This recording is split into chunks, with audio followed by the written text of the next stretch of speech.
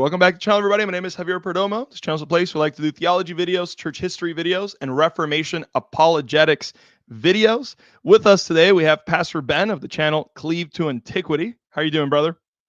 Pretty good, man. Just wrapped up a stream, hopping over here. Hopefully some of them people join in, continue the party. Yeah, no. You've had a very, very, very busy week. It's Yeah, it sounds fun. like. I like doing this stuff, man. It's fun to just talk theology. It's what I do anyway. So I'm like, man, I might as well just do it on YouTube, you know?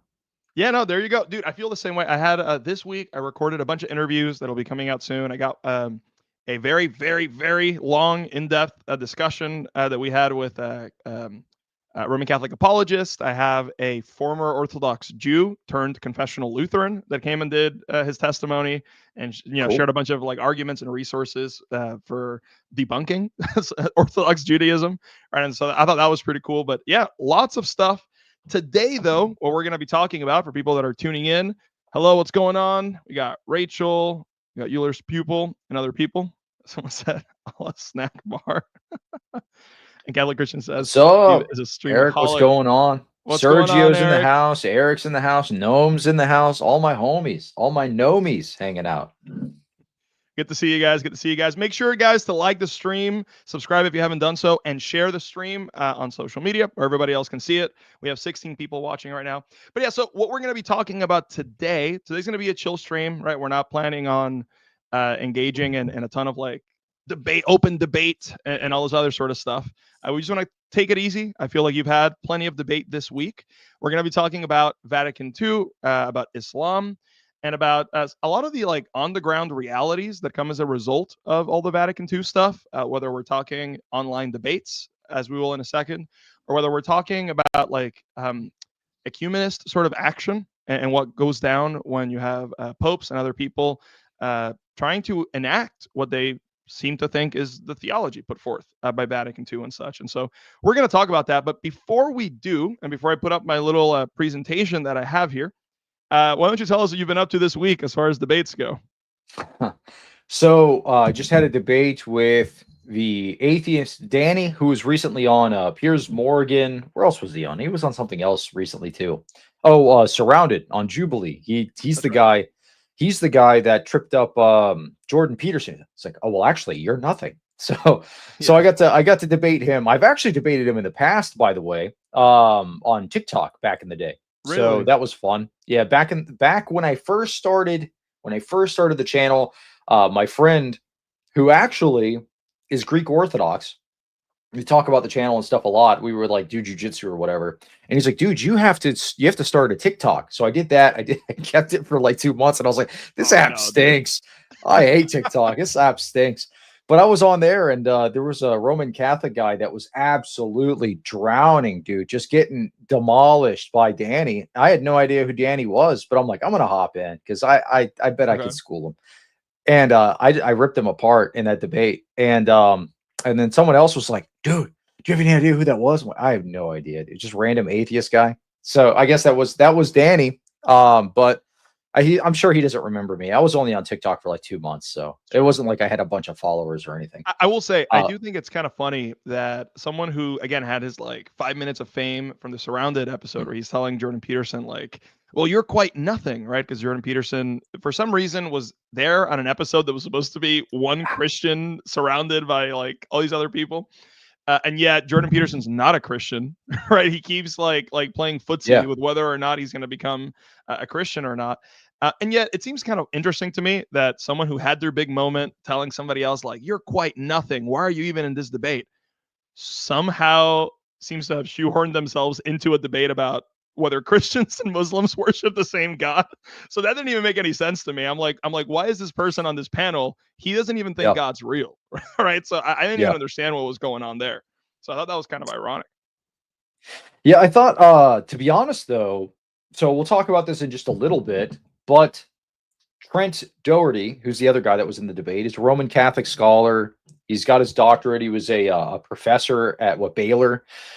He crashed out harder than I've seen anyone else crash out in the history of crash outs. He left the debate early, just left completely. But props to Danny. Danny stuck around and debated That's by right. himself.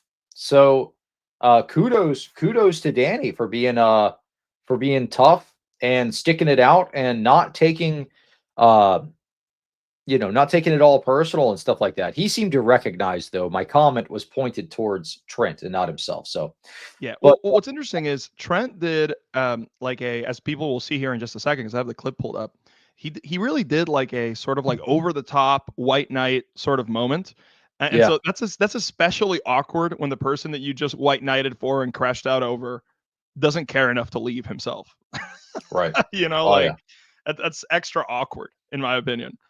But yeah, so yeah, why don't you yeah. tell us It a was little bit rough, about dude. yeah, why don't you tell us a little bit about how that debate was going? What were some of the talking points? What were things talking about? Like what led to the big debate crash out moment? And then I can play that clip. Sure. So, I got in, I was invited kind of last minute by a buddy of mine, JP Uncut, who I pop on his channel and do some live streams every now and then. We do like debate streams and stuff. So if you want to check out JP Uncut's channel, feel free to do so.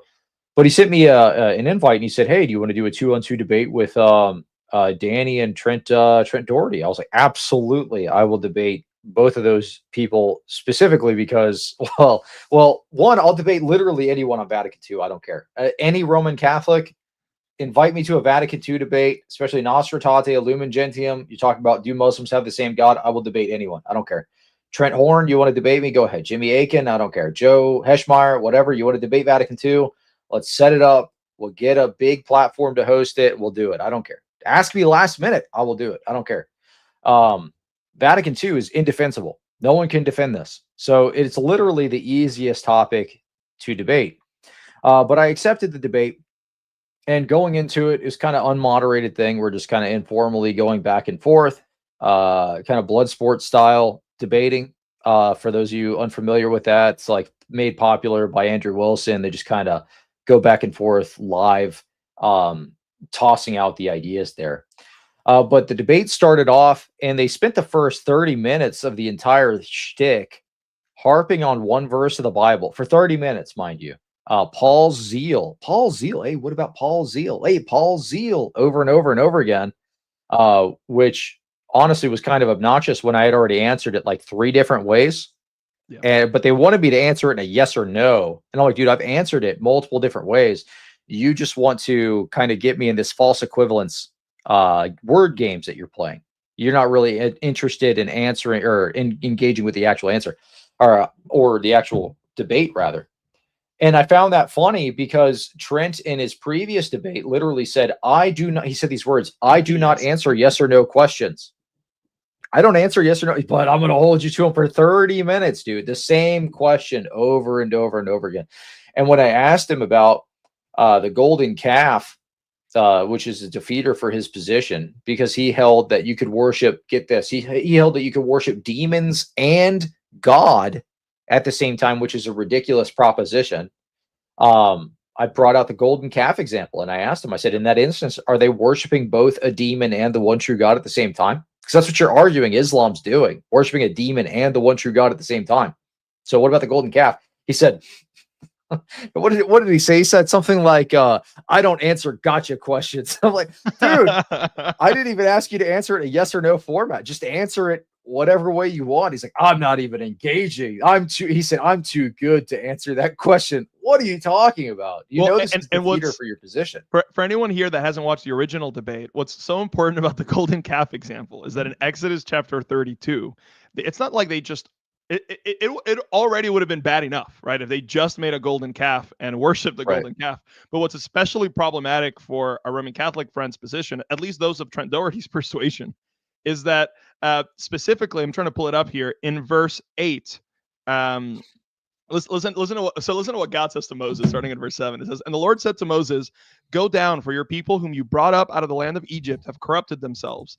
They have turned aside quickly out of the way I commanded them. They have made for themselves a golden calf and have worshipped it and sacrificed to it and said, these are your gods, O Israel, who brought you up out of the land of Egypt. End quote. And then it goes on from there. Why is that especially a problem? Well, because what Trent Dougherty and company and a lot of these people have been trying to argue is they're saying, well, if you predicate something that's only true of the one true God of this other thing, you're still talking Yep. about the one true God. And so this is kind of a problem because there's only one true God that led That's the right. people out of Egypt. And yet they're predicating this of the calf. And the God says they're committing idolatry. In fact, Moses needs to come down there and set this straight. Right. And so Boom. the exact opposite of what they're trying to sell us on in this Right. situation. Yeah, And exactly. it's kind No, of you wild. can worship both at the same time. Oh no, I don't want to answer that. No. I'm not going to answer. I'm too good to answer that. Garcia family, good to see you. He says, I'm too good. Trent was scared. That's exactly it. And I said that in the debate. I said, everybody can see you're dodging the question, dude. Yeah. But yeah, interesting. Well, Check and again, the check the reason, side chat real quick, but go ahead. yeah. The reason why this is so important. And by the way, guys, make sure to send in your super chats if you have any questions that you want to ask Cleve or myself by super chat. We'd be happy to answer those. Make sure to send those in. I'll try to set a goal here in a second. Before I do though, the reason why this is so important, right, is because Trent Dougherty isn't just a like random out of the blue sort of guy. He is a philosophy professor. My understanding is that over a decade, I think he's been teaching Mhm. as a philosophy professor. And as you guys can see, it's been here on the screen for a while. He's been platformed not once, in reality, not even just twice. He's done more videos with Capturing Christianity than these that you see on the screen here. But Capturing Christianity, who is a really big channel, right? And he went from Yeah. doing regular several years ago. He used to do like 99% just regular apologetics, dealing with atheism, dealing with agnosticism, and this sort of thing. Over time, as he became a Roman Catholic, he then started doing a ton of like Roman Catholic apologetics and videos against uh, supposedly Protestant positions, and so sometimes they're unrecognizable the way that he Right. states them. And so it kind of matters because one of the biggest Roman Catholic channels on YouTube is platforming Trent Dougherty. Right. And Yeah. so if they don't want us, because I've seen some people on Twitter saying like, oh, well, he doesn't represent us or whatever. It's like, well, then why are your influencers and your apologists platforming this person? Right. Oh yeah. Yeah, especially as like they did the whole we're calling you out, Jay. We're calling you out. We're throwing the gauntlet down. This is our champion. He's gonna defeat you, Jay. And they brought him on and he got wrecked by Jay. He got wrecked by AP. He got wrecked by me. So but I mean Yeah. it's I'll say this about the guy because you know he crashed out really, really hard as we're about to see. But pray for him because I'm sure it's not easy having the entire internet against you all at once, especially this clip literally went viral. Like big name people were sharing this thing. Timothy Gordon shared it. Orthodox Luigi shared it. Tons of other people shared it. Apostate Prophet shared it. Jay Dyer shared it. Like everybody was sharing this clip. So pray for him because the entire point, prefacing the point that I made just before he crashed out, was that this isn't an intellectual issue. This is a spiritual issue.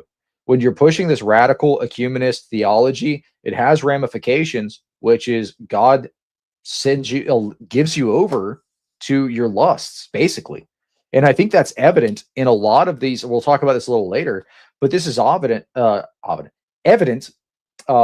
a lot of these different churches that do practice this kind of radical ecumenism. So look at the Episcopal Church, right? They have the same kind of syncretistic theology in some areas, especially the more liberal leaning parishes and regions.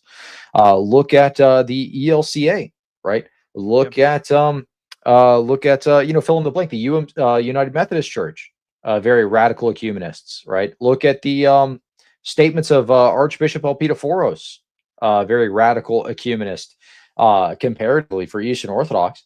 And you know, he's made statements like, well, he just baptized last year, baptized the child of two unrepentant homosexuals. And it just was like, whatever. And then he did a big photo op with him, was like, look, I'm so inclusive. Haha. You know, and then literally in the same year, made a statement at the March for Life saying that what did he say? Hey, what's up, Kid Fury? Saying that what did he say? He said something like the Theotokos chose to give birth to Jesus, therefore we should let women choose whether or not they want to give birth to their own children. So he blasphemed and besmirched the name of the blessed Theotokos to tie in an abortion, or sorry, I shouldn't say that on live, tie in a unaliving babies theology. Insane. So this has ramifications. Yeah. Well, and if I can say, just like Get Gnomed is saying here, right? Oh, well, you can worship God and a demon. So what about Jesus' statements that you can't serve God and mammon? Well, and that ties in perfectly into what you're saying, right? Which is whether you're serving money as your idol, whether you're serving sexual liberation as your idol, whether you're serving, wanting to unalive babies as your idol, whatever it is, right? When you have an idol, this will actually spill into other areas of life and into other behaviors and what you consider to be acceptable. And again, what we're not talking about here, for anyone who is just tuning in, what we're not talking about is someone who is just struggling with a sin, but someone who will obstinately and publicly defend idolatry. Okay, people that will go out of their way to actually double down.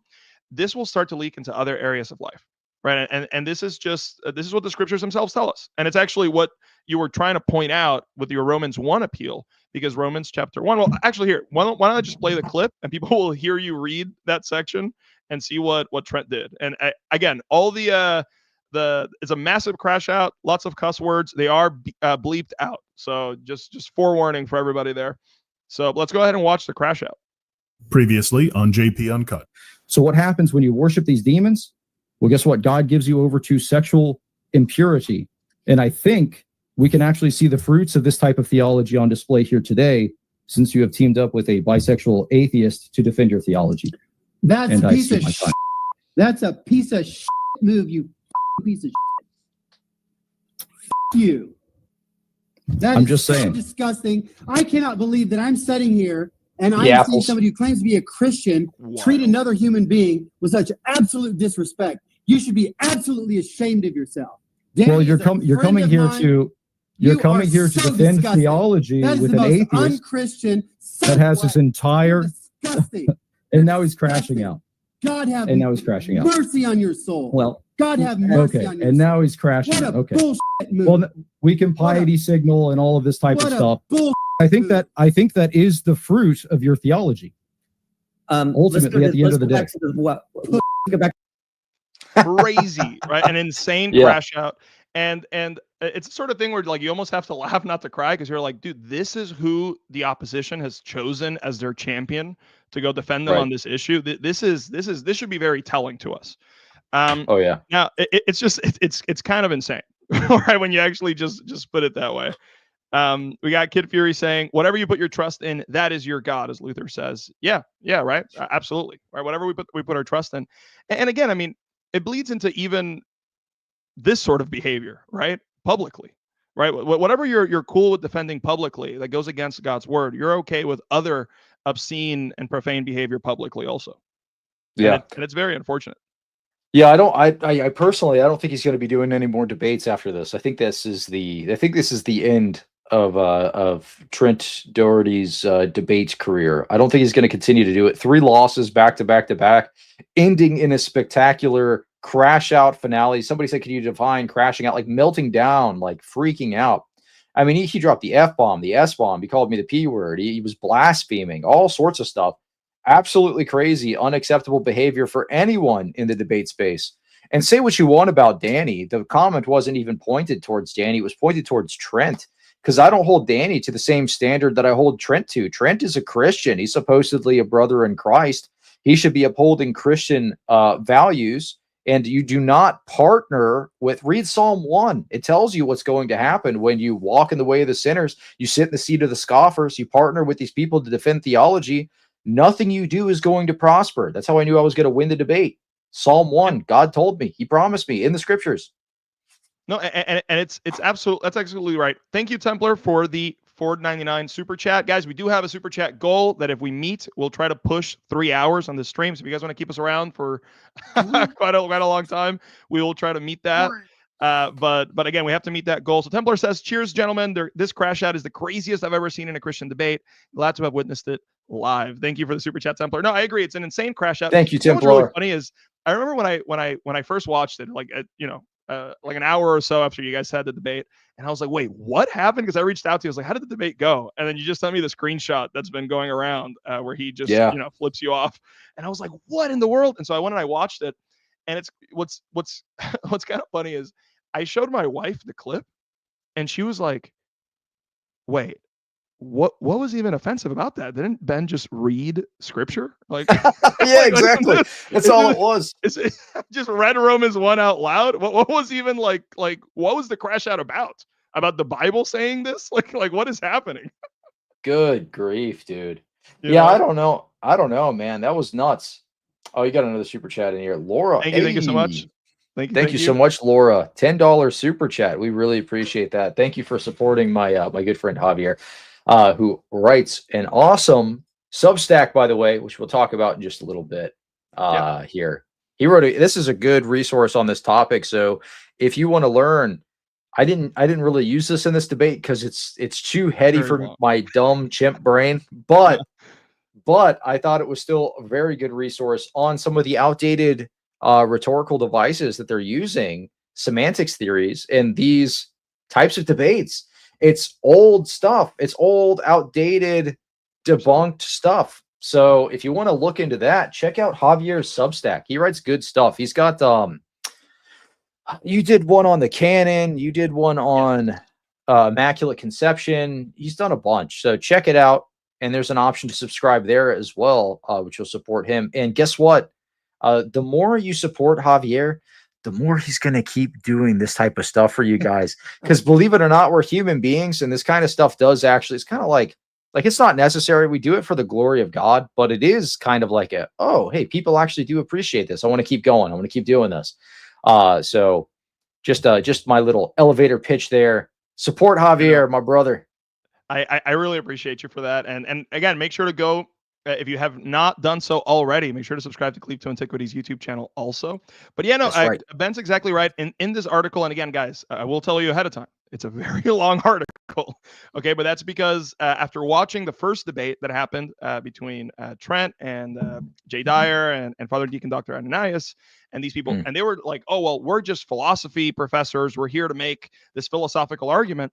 And I took it upon myself and I said, well, okay, hold on. Let me read some of the relevant literature. Let me watch other philosophy professors, expound upon the topics that they're talking about. And that's how I came to find out, well, wait a second. These guys are relying on an outdated, debunked understanding of semantics and proper names, right? And so that's where I took like a week of like obsessing over all this stuff and reading a whole ton and watching a bunch of these lectures and writing out, trying to put it all in one place where you guys could access it. So please feel free to go check that out if you would like an introduction to modern philosophy of language, specifically in relation to this debate of Christians and Muslims worshiping the same God.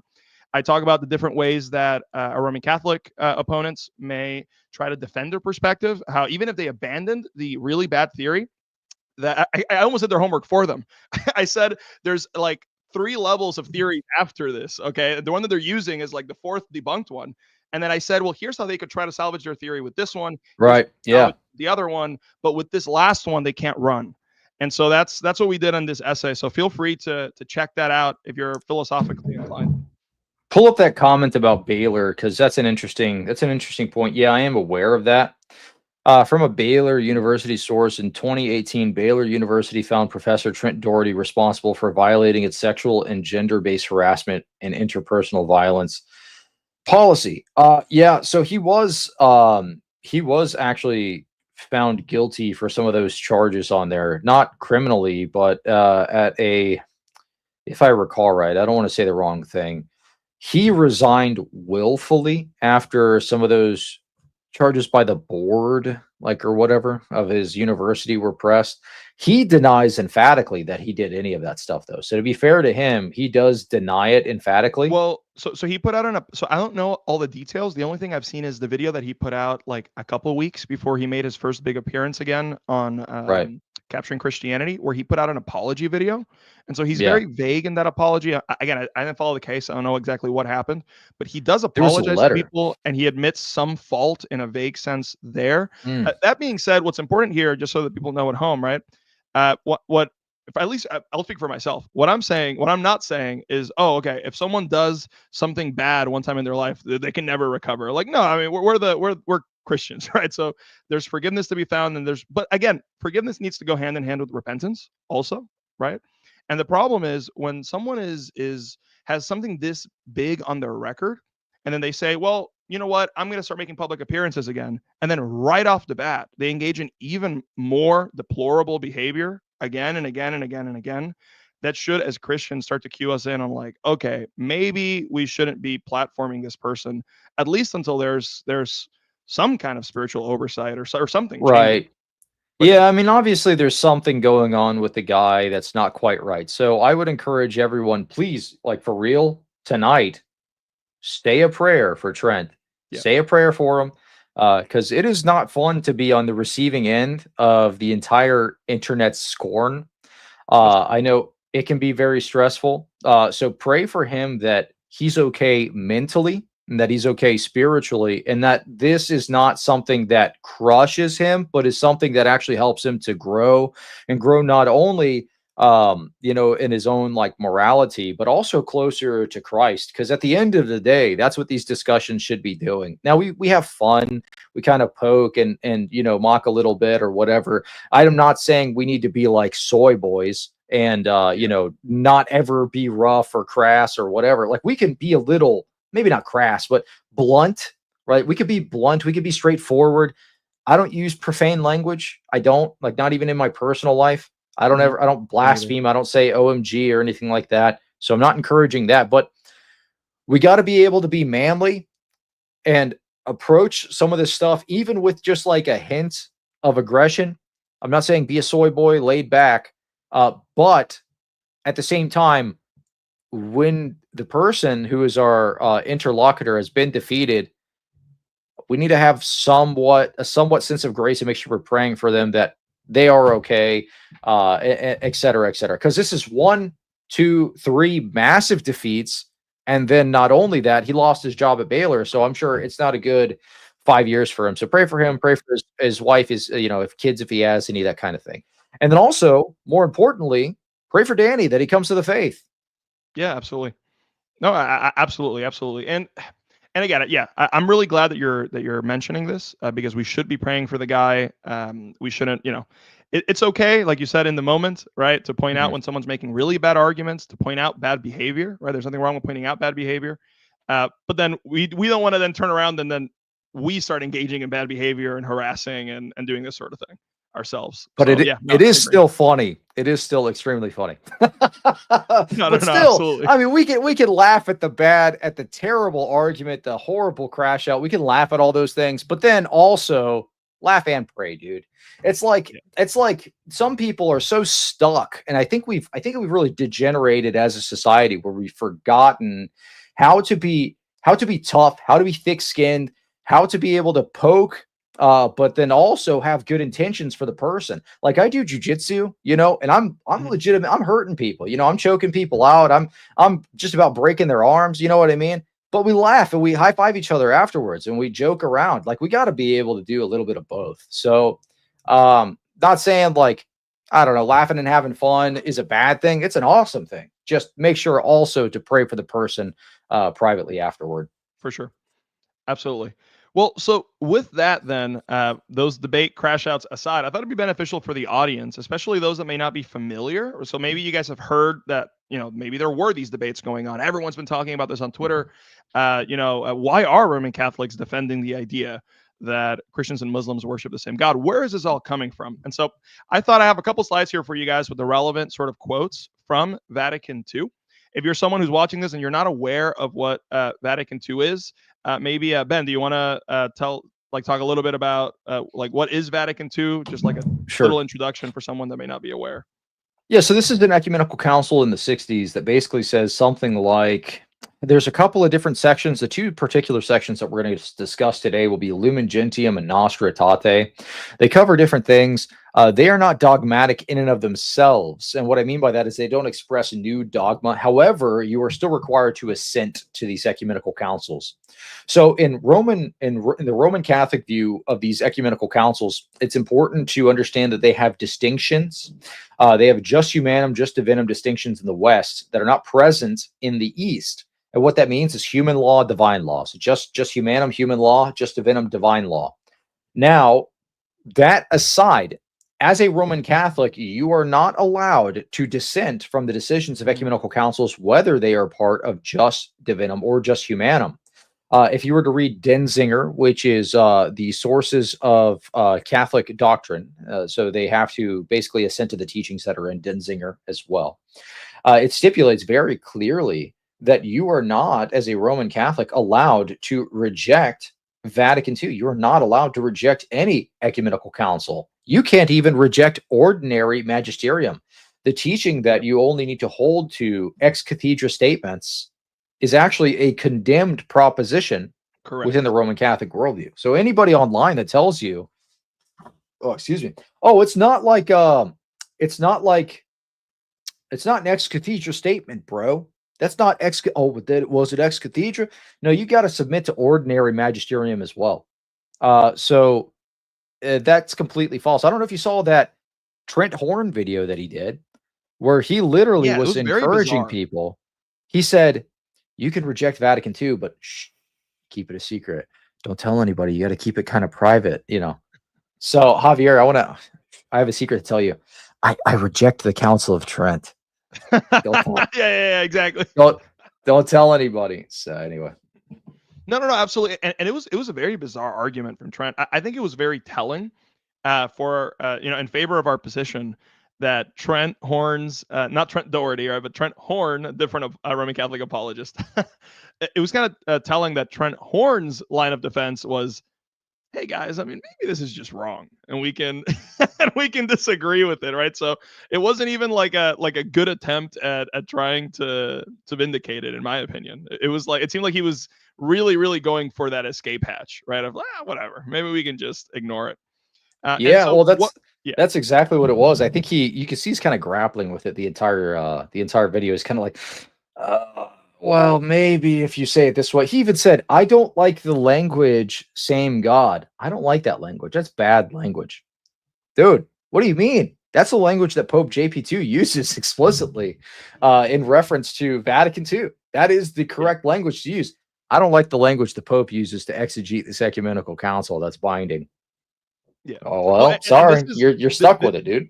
I think hopefully today's stream, especially with some of the clip compilations I have coming up in a little bit, will be a helpful reminder to people that there is a wide chasm between the apologists from Rome, okay, and what the popes are up to, right? And what a bunch of cardinals and a bunch of bishops and a bunch of other people in the hierarchy are up to.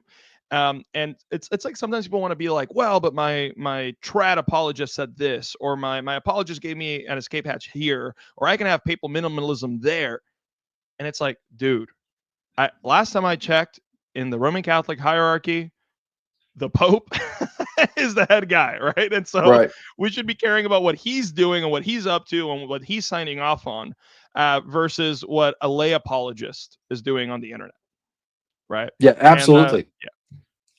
And, there's a big rift between teachings of the apologist and the teachings of the actual popes, their ecumenical councils. I mean, just look at what just recently happened. A lot of people were propping up Pope Leo, the new pope, as he's some kind of trad hero. This is the savior of the West. Pope Leo so based in trad. Well, you know what he just did? He just ratified it. He just ratified Fiducia Supplicans, blessings for gay couples. So there's your based in trad hero, dude. No. But he's wearing red. Dude, the previous pope didn't want to wear red. Well, I mean, we're so back. The trad edits, we're so back. Go to. You know what's funny? I did a video on this as soon as he was elected, and I said, dude, this guy is a liberal. I know his track record. This is ABC 1, 2, 3. This is what his brother said. This is what this person said. This is what he said this time. This is what he said a couple of years ago. This was as soon as he was elected, I made this video a couple of days after. I had Roman Catholics in my comments, livid. They were like, "You're a sophist. You're a liar. This is our trad hero. He's so based. You're just coping. We're not going to have a Francis II. You're a liar. Oh, I thought you were somebody that you're not. You Cleve. You're just like Indiana Brunner or whatever." I'm like, dude, come on. Like, and then now, guess what? Completely vindicated, dude. Completely vindicated. Literally just ratified the most liberal, disgusting writing, the most disgusting decree. You can bless same-sex couples, dude. And people say, oh, it doesn't say bless couples. It's talking about the individuals in the couple. No, it says the words couples. Yeah. You guys are liars, dude. It's literally what it says. So, you have a super chat here, Raph. Oh yeah, Rafi is one of my buddies. IRL, thank you, Rafi, for the $4.99 super chat. He says, "I support a full disavowal of Vatican II," and we're glad that you do, Raf, because we're gonna look at some of the stuff from Vatican II here in a second, and some of the fruits of the things that are said at Vatican II, and where this theology seems to lead. We're going to war on Vatican II. We're taking it down. We're gonna. We're taking down Vatican tonight. II. Yeah. Complete, ultimate, change the title, ultimate destruction. Vatican II, cope and seethe, papists. That's the exactly. The title. So, all right, well, let's see for people that now they've heard like, whoa, Vatican II, this seems like it's a very contentious thing. Well, let's see a couple of the things that some of its documents include. So we have here from Pope Paul VI. Okay, from Lumen Gentium, he says this: "But the plan of salvation also includes those who acknowledge the Creator. In the first place amongst these are the Muslims, who, professing to hold the faith of Abraham, along with us adore the one and merciful God, who on the last day will judge mankind. Nor is God far distant from those who in shadows and images seek the unknown God. For it is he who gives to all men life and breath and all things, and as Savior wills that all men be saved. Those also can attain to salvation who through no fault of their own do not know the gospel of Christ or his church, yet sincerely seek God, and moved by grace strive by their deeds to do his will, as it is known to them through the dictates of conscience. Nor does divine providence deny the helps necessary for salvation to those who, without blame on their part, have not yet arrived at an explicit knowledge of God, and with his grace strive to live a good life." End quote. So, Ben, why don't you tell us a little bit about what's so problematic about this? I think it should be self-evident, but let's spell it out for us. Yeah, so a couple of things. So the plan of salvation includes those who acknowledge the Creator, right? So the plan of salvation, a lot of people just tie this into, oh, it's just talking about have the same God. That's the next statement. In the first place amongst these are the Muslims, who professing to hold the faith of Abraham, along with us adore the one merciful God. All right. So get this, just the language in and of itself. Let's take a look at it. The plan of salvation. So what are we talking about here? Salvation, right? So the plan of salvation includes those who acknowledge the Creator. So that statement in and of itself, it's talking about salvation. Who's included in that? Those who acknowledge the Creator. So there's the statement by Vatican II. Next statement. Pay attention to this. Nobody talks about this part. This is a Javier Perdomo channel exclusive. In the first place amongst these are the Muslims. In the first place amongst all those who acknowledge the Creator, dude, in the first place, I'm assuming they mean besides Christians, but would you not say like maybe the modern Jews? Would you not say maybe the modern Jews? Maybe? No, you got to go with Muslims first place, dude. Come on. I mean, this is obviously a terrible man-made document. So in the first place amongst these that acknowledge a Creator are the Muslims. So first off, I would say Christians first, then Muslims, or then Jews, then Muslims, maybe. If you were to word this and I were to put my Pope hat on and put this radical ecumenist nonsense into my mind and I were trying to defend it. But this just seems like something that was sloppily written, right? But anyway, yeah, I'll continue on with my stupid rant. Before we do, let me go ahead and read the super chat real quick. We have a $5 super chat. It's this video titled "The Ecumenical Council Catholics Don't Want You to Know About." That's right. Yeah, so many of them online, you know.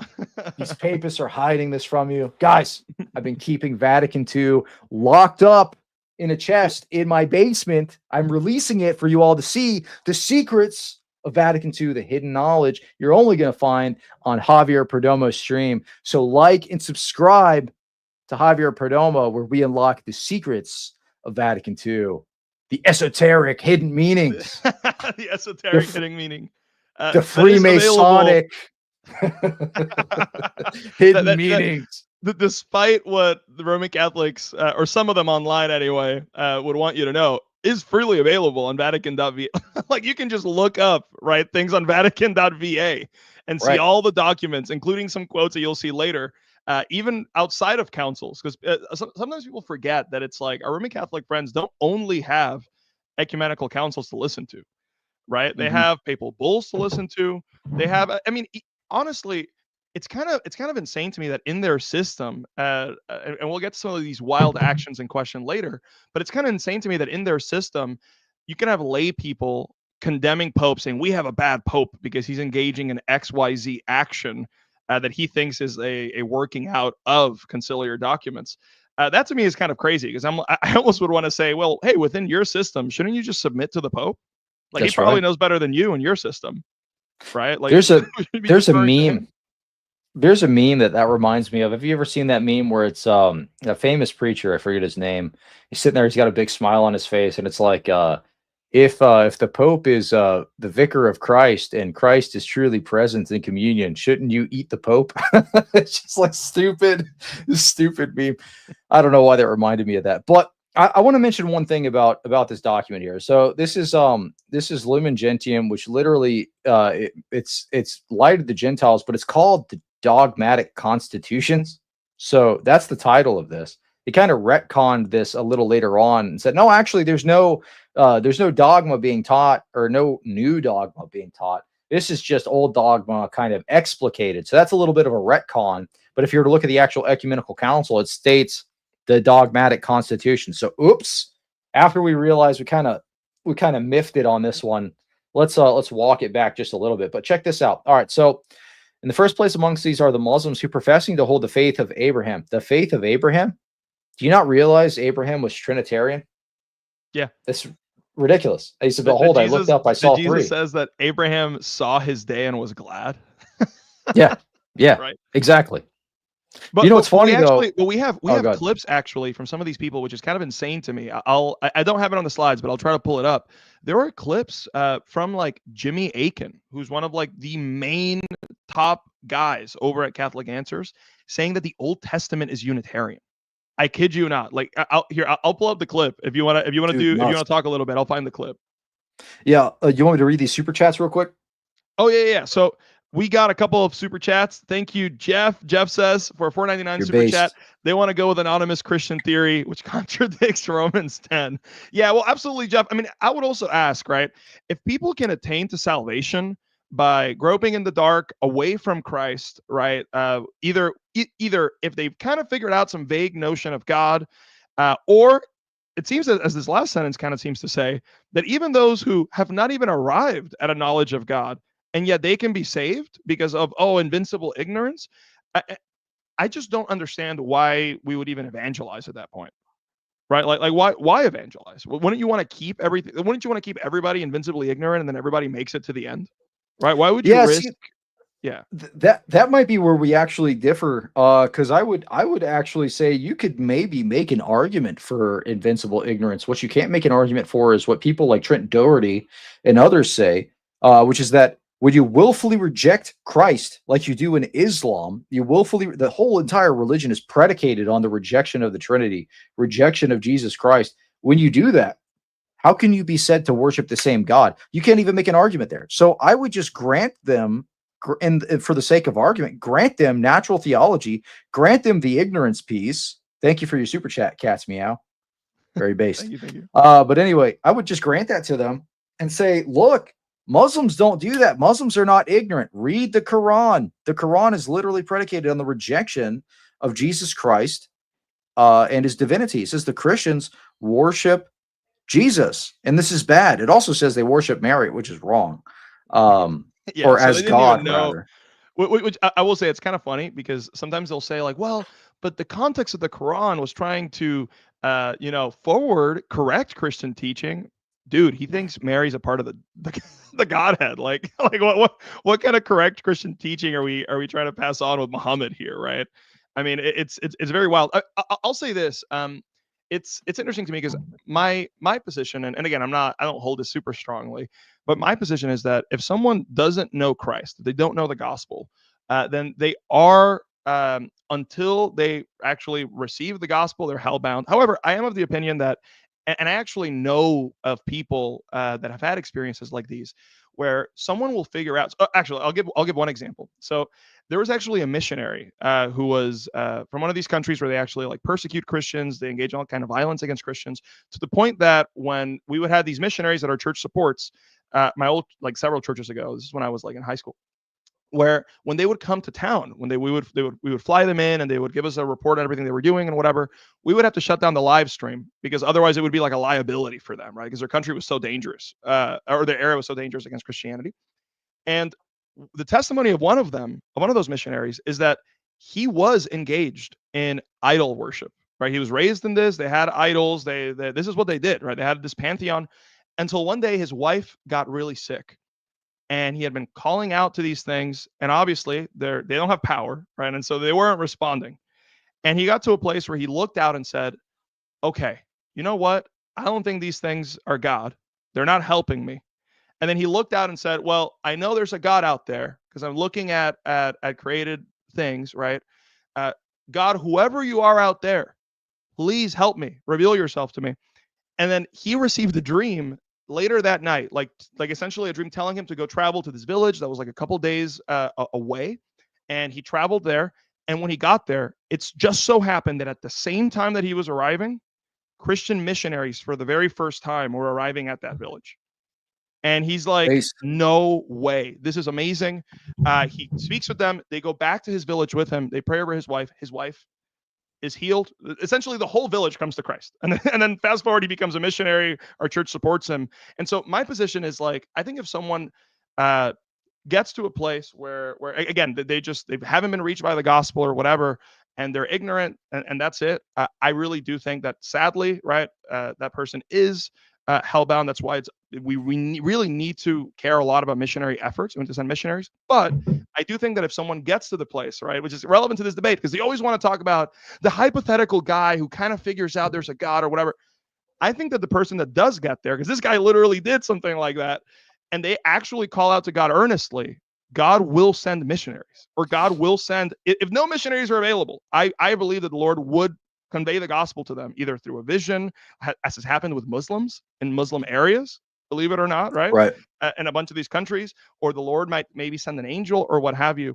And so it's kind of interesting to me, right, that even in situations like this, where people that I've come across in real life, who are kind of like the hypothetical guy in their example, who figures out there's a God who exists and calls out, God doesn't just leave them in that ignorance. You get what I mean? Like God actually sends the gospel to them in some way. And so I think that's who's Justin Peters? People keep talking about Justin Peters. You have any idea? I think, isn't he like a Calvinist guy? I think he's like a Calvinist Baptist guy, maybe. I'm not sure. Who's Justin Peters? Y'all let me know. Let me know in the chat. I need to find out. Who is Justin Peters? Anybody important? I'm becoming more and more convinced that the referent of worship in Roman Catholicism is the church itself, the magisterium. As Christian Mario said, the magisterium. No, not the magisterium. Yeah, no, the with all the nuance and charity. Nuance, hyper qualified. Let's see. I got since 33 in the chat. He says, no one is saved by invincible ignorance. I think Catholics suck at explaining invincible ignorance. Billions are in hell who are invincibly ignorant.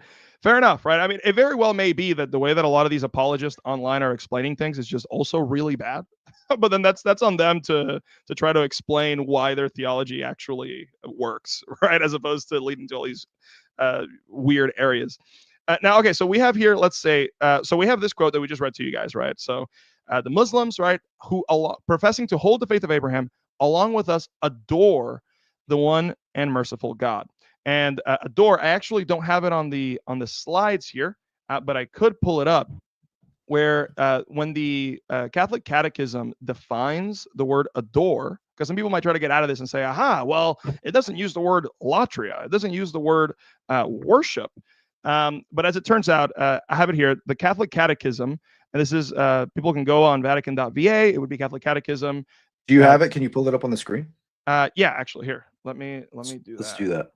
And we got 57 people in the chat and only 29 likes. Pump up the likes, guys. Come on. Smash that like button for Javier Perdomo, my good friend. Smash that like button. Let's get this up to 2 million likes on this live stream. But yeah, let's do it. Pump up the likes. Let's get more people in the chat. 50, all right, here we go. 57. So we got the Catechism of the Catholic Church, okay? And it defines adoration. And it says, adoration is the first act of the virtue of religion. To adore God is to acknowledge him as God, as the creator and savior, the Lord and master of everything that exists, as infinite and merciful love. You shall worship the Lord your God, and him only shall you serve, says Jesus, citing Deuteronomy. So notice, the context according to the Roman Catholic Catechism for the word adoration and adore in Roman Catholic theology, one of the examples it gives you is Jesus saying you shall worship the Lord your God and him only shall you serve. So this is the context we're dealing with. Then it continues, to adore God is to acknowledge in respect and absolute submission the nothingness of the creature who would not exist but for God. To adore God is to praise and exalt him and to humble oneself as Mary did in the Magnificat, confessing with gratitude that he has done great things and holy is his name. The worships, right, if we had any questions, the worship of the one God sets man free from turning in on himself, from the slavery of sin and the idolatry of the world. It's over for the Papist bros. They worship, basically latria. I mean, that's basically what that is. Yeah. I mean, they're saying that what Mary is doing in the Magnificat is adoration.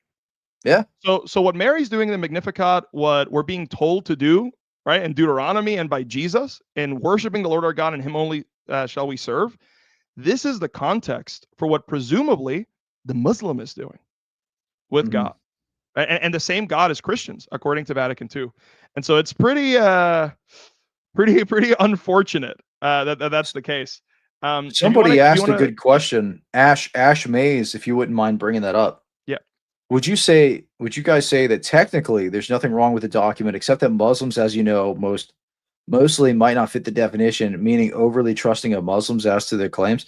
No, not at all. Actually, Since 33 was in the chat here just a moment ago. He had a debate with Jay Dyer, which I don't know if you can. Well, we got more stuff to cover, but you could pull it up on the screen if you want. It's very short. But basically, Jay argued that the kind of inflection, the capitalization of G for the God of Hindus also indicates that they're referring to Hindus as worshiping the one true God as well within the Vatican II documents. This is also used by bishops of the Roman Catholic Church to state that, hey, Ben Shapiro, you don't need to convert because you can actually be saved in your false religion.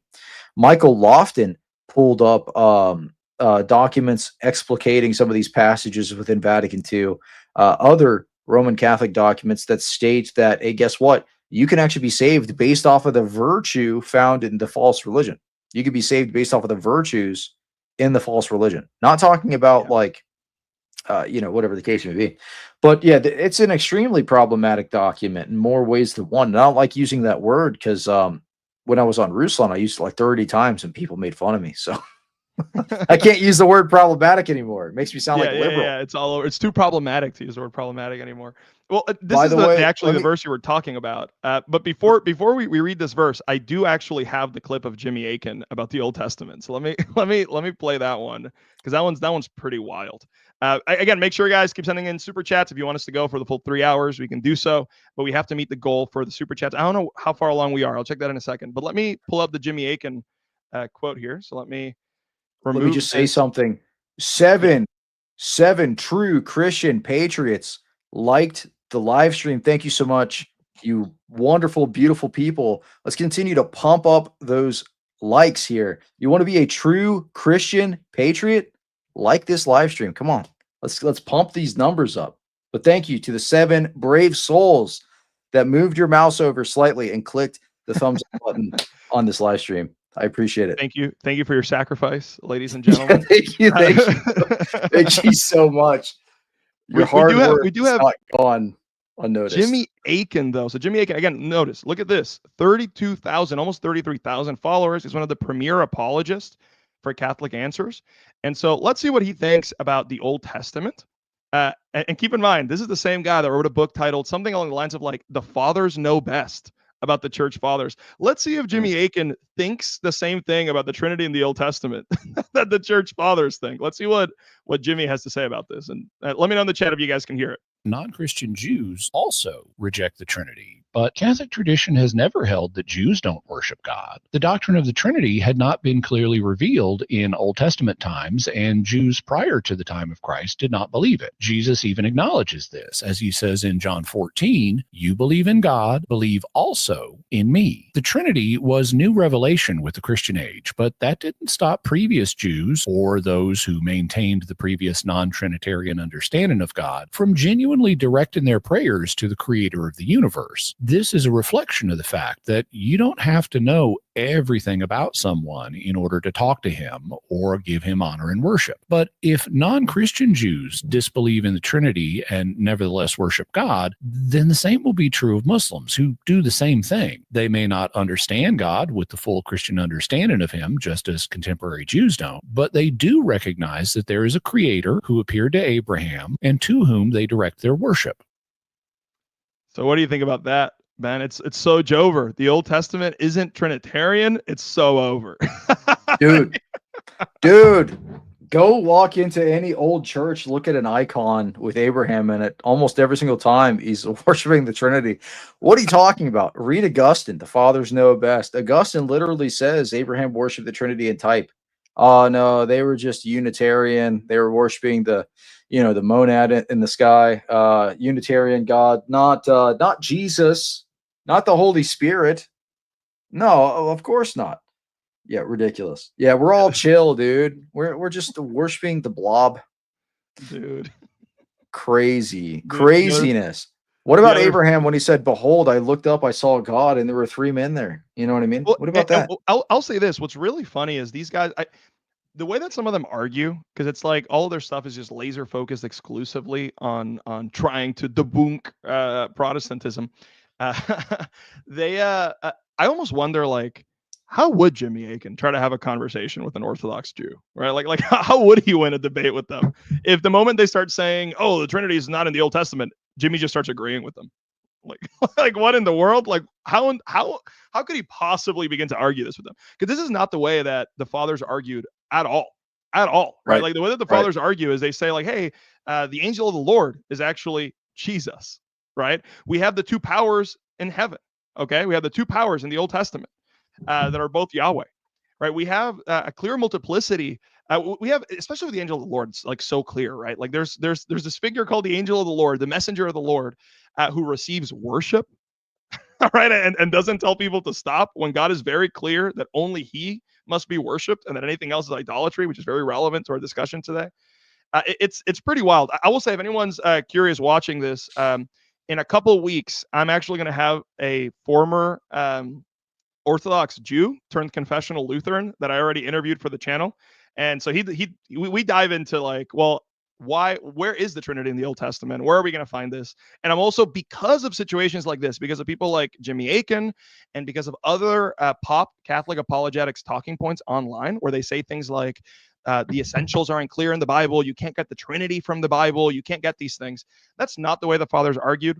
So not only is this going to be touched on when you guys see that interview that I have with a former Orthodox Jew, it's also going to be touched on but with a presentation that my buddy Joshua Pearsall of the channel Practical Christian Lessons, he's going to do a deep dive here in a few weeks. We're going to record a video where he's going to like prove the Trinity from the Old Testament, prove that Jesus is God from the Old Testament. It should be pretty I just had a pretty funny thought. What if like your video with the interview of the former Orthodox Jew is just me coming in with like a yarmulke on and like curls? And you're like, yes, the Trinity's in the Old Testament. That would be hilarious, dude. No, I'm telling you, it'll be good though, because again, I don't see how these guys. I'd be curious to see Jimmy Akin debate with an Orthodox Jew or debate with a Muslim. Like how would they do this? You got what I mean? I'd be curious to see Jimmy Akin debate me on Vatican II. Come on, Jimmy, let's go. Reach out to me. Yeah, exactly. Reach out to me, brother. Well, let me go ahead then and read this passage that we've had on the screen for a while that you referred to earlier. So it says, and it's from Nostra Aetate. It says, thus in Hinduism. So in Hinduism, right, guys, may men contemplate the divine mystery and express it through an inexhaustible abundance of myths and through searching philosophical inquiry. They seek freedom from the anguish of our human condition, either through ascetical practices or profound meditation, or a flight to God with love and trust. Again, Buddhism, in its various forms, realizes the radical insufficiency of this changeable world. It teaches a way by which men, in a devout and confident spirit, may be able either to acquire the state of perfect liberation or attain by their own efforts or through higher help, supreme illumination. Likewise, other religions found everywhere try to counter the restlessness of the human heart, each in its own manner, by proposing ways, comprising teachings, rules of life, and sacred rites. The Catholic Church rejects nothing that is true and holy in these religions. She regards with sincere reverence those ways of conduct and of life, those precepts and teachings, which, though differing in many aspects from the ones she holds and sets forth, nonetheless often reflect a ray of that truth which enlightens all men. Notice, if you guys remember what we read earlier from the Catechism, okay, when it comes to its definition of adoration, it actually says the worship of the one God sets man free from turning in on himself, from the slavery of sin, idolatry of the world. That sounds a lot like the language that's here, right? Mm-hmm. They're trying to escape all of these things. And so I'm left wondering, right, if they're seeking freedom from the anguish of human condition through these practices and flight to God with love and trust, are they also adoring God? Hindus? Right. Who, like, not to be that guy, but is there a religion that is more clearly idolatrous than Hinduism? Yeah, Like, that's crazy. Yeah, Hinduism is very obviously demon worship. Look at Kali. She's got like a bunch of severed heads, or whatever, hanging around the neck, and it's like big sword holding up the cut off head, sticking the tongue out like that. You know what I mean? Yeah. Very obviously, the gods of these false religions are demons. Like, But if you had to come up with a demon, this is what you would come up with. Like if we gave you like a ticking time clock for like 10 seconds, and like, okay, concoct what a demon would look like, you would come up with a bunch of the Hindu deities, right? Chop. Draw a demon for us. No, I'm just kidding. Don't do that. No, but no, do not do that. Don't do that. No, don't clip this either. No. But okay, anyway. so Rome 33 says that it say anywhere they believe in the same God. What we're saying is, while with the Muslims, it's actually very clear that the Muslims do worship the same God as Christians. When it comes to the Hindus, it may not use that exact language, but what we're pointing out here is that it does say that they have a flight to God with love and trust. The way that it speaks about them trying to seek freedom from the anguish of the human condition and all of these things seems to echo the same language we read earlier from the Catechism on adoration. So even if it doesn't say word for word the same thing it says over here, it is definitely pretty sus, right? It's pretty sus. Teacher, I have a question. No. All right. So notice this though. Look at flight to God. Highlight that real quick. Yeah. Notice this though. All right, I'm going to point this out to you. This is my high level exegesis of Nostra Aetate 2. Clip me on this, or make 5 million response videos to this statement. Look at this. Look at this. Look at the word God there. Capital G. They literally use a capital G. I don't know about you, but if I'm making some kind of infallible document or whatever, right? Even if I'm translating it into English, I'm not going to use the capital G identifier that I would use for the one true God for false gods. Yeah. By the way, real quick, Philip is exactly right. Bingo. Ding, ding, ding, ding, ding, ding, ding. Hold on a second. They trust. So they have a fideist, okay, flight to God, and they have love for God also. So is this? So I would just wonder, like, is this faith formed by love? Like what is going on, right? Because this is very weird. Comment. Pull up Rome 33's comment. There's only one God, sheesh. All right, so there's only one God. So then Hindus worship the same God. Zoroastrians worship the same God. Agnostics worship the same God. Satanists worship the same God. Taoists worship the same God. Everybody worships the same God. It's no big deal, right? That's basically what Vatican II says. Roman Catholics, Rome 33. They're gonna clip you. that is the clip. Just you saying they all worship. They all worship. We're totally chill now. I mean, I know Vatican I said you filthy Protestants are condemned heretics and you're going to hell to burn for eternity. But look, we're chill now, dude. It's the 60s. You know what I'm saying? Things are changing. We're getting a little more Libby up in here. So we're going to call you separated brethren. And now not only are we cool with you guys, you Prots, you're pretty chill. We like you. We're going to say Hindus, we're cool with them. Buddhists, we're cool with them. Muslims, we're cool with them. We're cool with everybody now. So you're good. I mean, that's basically the vibes, dude. But we draw the line at Mormons, as our Roman Catholic opponents have made very clear. Yeah. Well, they disagree with that. If you guys can even try to picture that, because I've seen this already in some of the discussions that have been going on, where people will go so far as to say that when Hindus are trying to worship Krishna, they're worshiping God, the one true God. But Mormons, on the other hand, that's where we draw the line, right? The line in the sand is set right here at Mormons. It's kind of wild. Can I share my screen real quick? Because I want to disprove what Rome just said. He says, no, it's only Muslims. It's only the Muslims. It's only the Jews. It's just them. You're just being a silly goose, Cleve. You filthy Protestant. You disgusting Protestant. You're so wrong. These silly Protestants don't get anything right. Please play this. Oh my goodness. You silly Protestants. Buddhists ain't saved, dude. Document teaches that these false religions, they have some truth in them, and God can save them through that truth.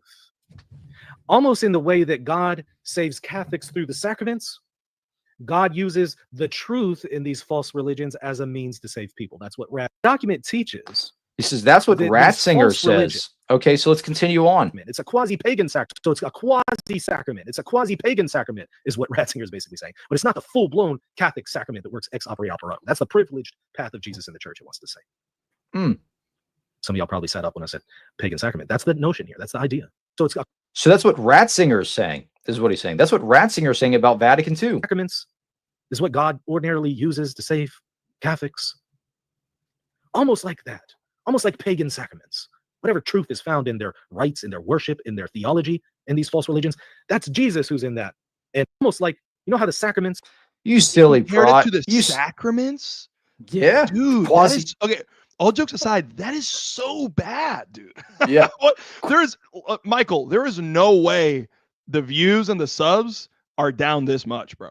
There is no way this is justifiable. Like there is no way, dude. This is so bad. My gosh, dude. Yeah, that's rough, dude. Yeah, absolutely insane. So he's saying this is what Ratzinger's saying. This is what Ratzinger's saying about Vatican II. This is the exegesis of this document. So you guys want to say, oh, it actually isn't really talking about. It's just saying ABC 1, 2, 3. No, dude, it's literally saying what it says. I have another clip from Lofton that we can play in a second that I have pulled up as well. Jeff says, thank you for the $4.99 super chat, Jeff. So he says, according to Raymond Brown, Vatican II was intentionally vague in order to mollify the conservative, but move on. No, that's exactly right. And here, let me actually share another clip from Lofton, because Lofton right now has been here. If you want to, let me see. I'll do share screen here, because Lofton has been having just a grand old time since this topic is trending.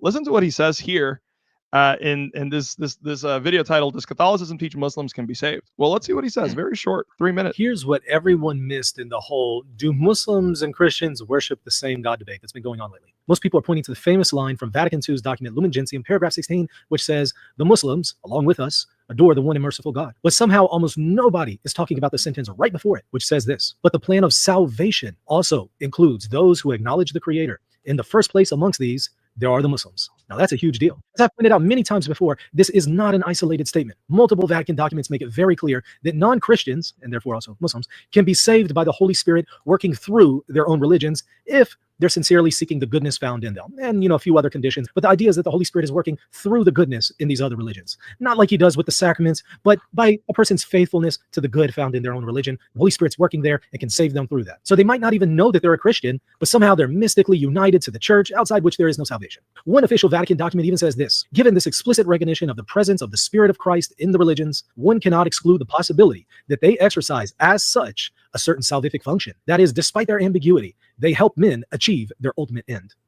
Oh, before I keep playing it, so let's say that someone is like pursuing like gang activity. Would we say, oh, well, I mean, there are some positive things in gang activity. There's camaraderie, there is loyalty to your friends. So as long as they're pursuing like the positive things in the gang activity, like even if they if they perish in an altercation, well, maybe they can be saved through the gang activity.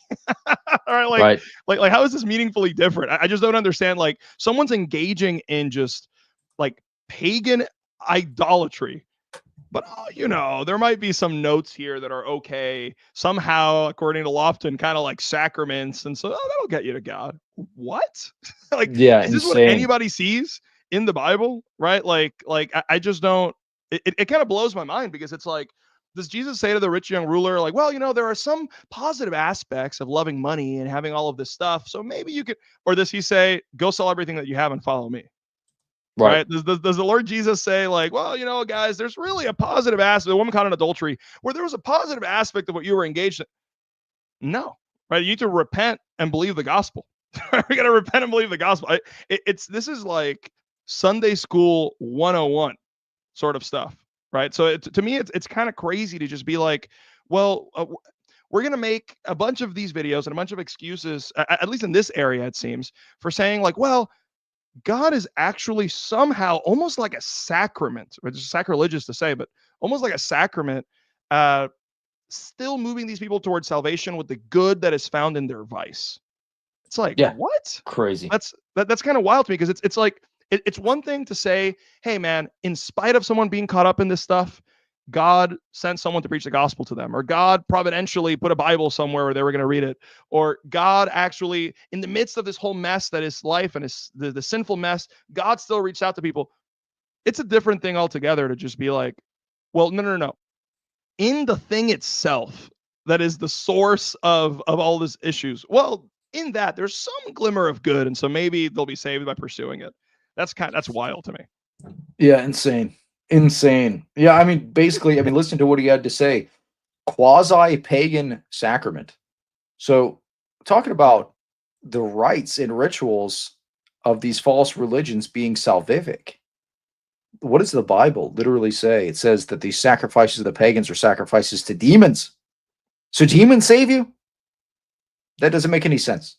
No, it's wild. This is a ridiculous defeater for the Roman Catholic system. At this point, there's no excuse to remain Roman Catholic, in my opinion. There really isn't. There really isn't one.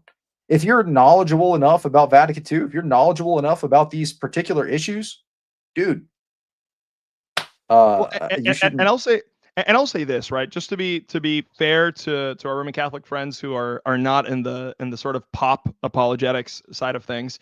I know that there's like much more robust argumentation with a lot of caveats that could be given that obviously we would still disagree with. Okay, I know that there's better constructions of what Lofton is trying to say, but at the very least, what a lot of the big name people like Jimmy Akin, people like Michael Lofton, all of these talking points that are being repeated ad nauseum, like a bunch of the people on Twitter, okay, have not read, whatever high scholastic source people are talking about here.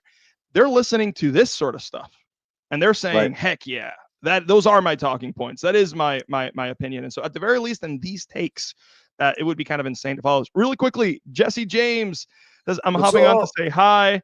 Javier, cool too. Javier, you sound like a Molinist. I am not a Molinist, because I am a Lutheran, but I appreciate the super chat regardless. Thank you guys. Again, help us meet our goal with the super chats, guys.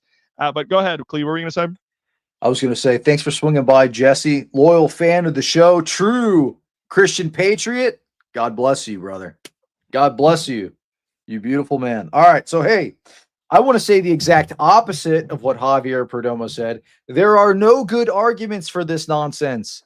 And I will prove that to literally anyone that thinks they can defend this, if you are a big name, hyper nuanced, qualified, whatever, Roman Catholic, set up a debate with me on do Muslims have the same God?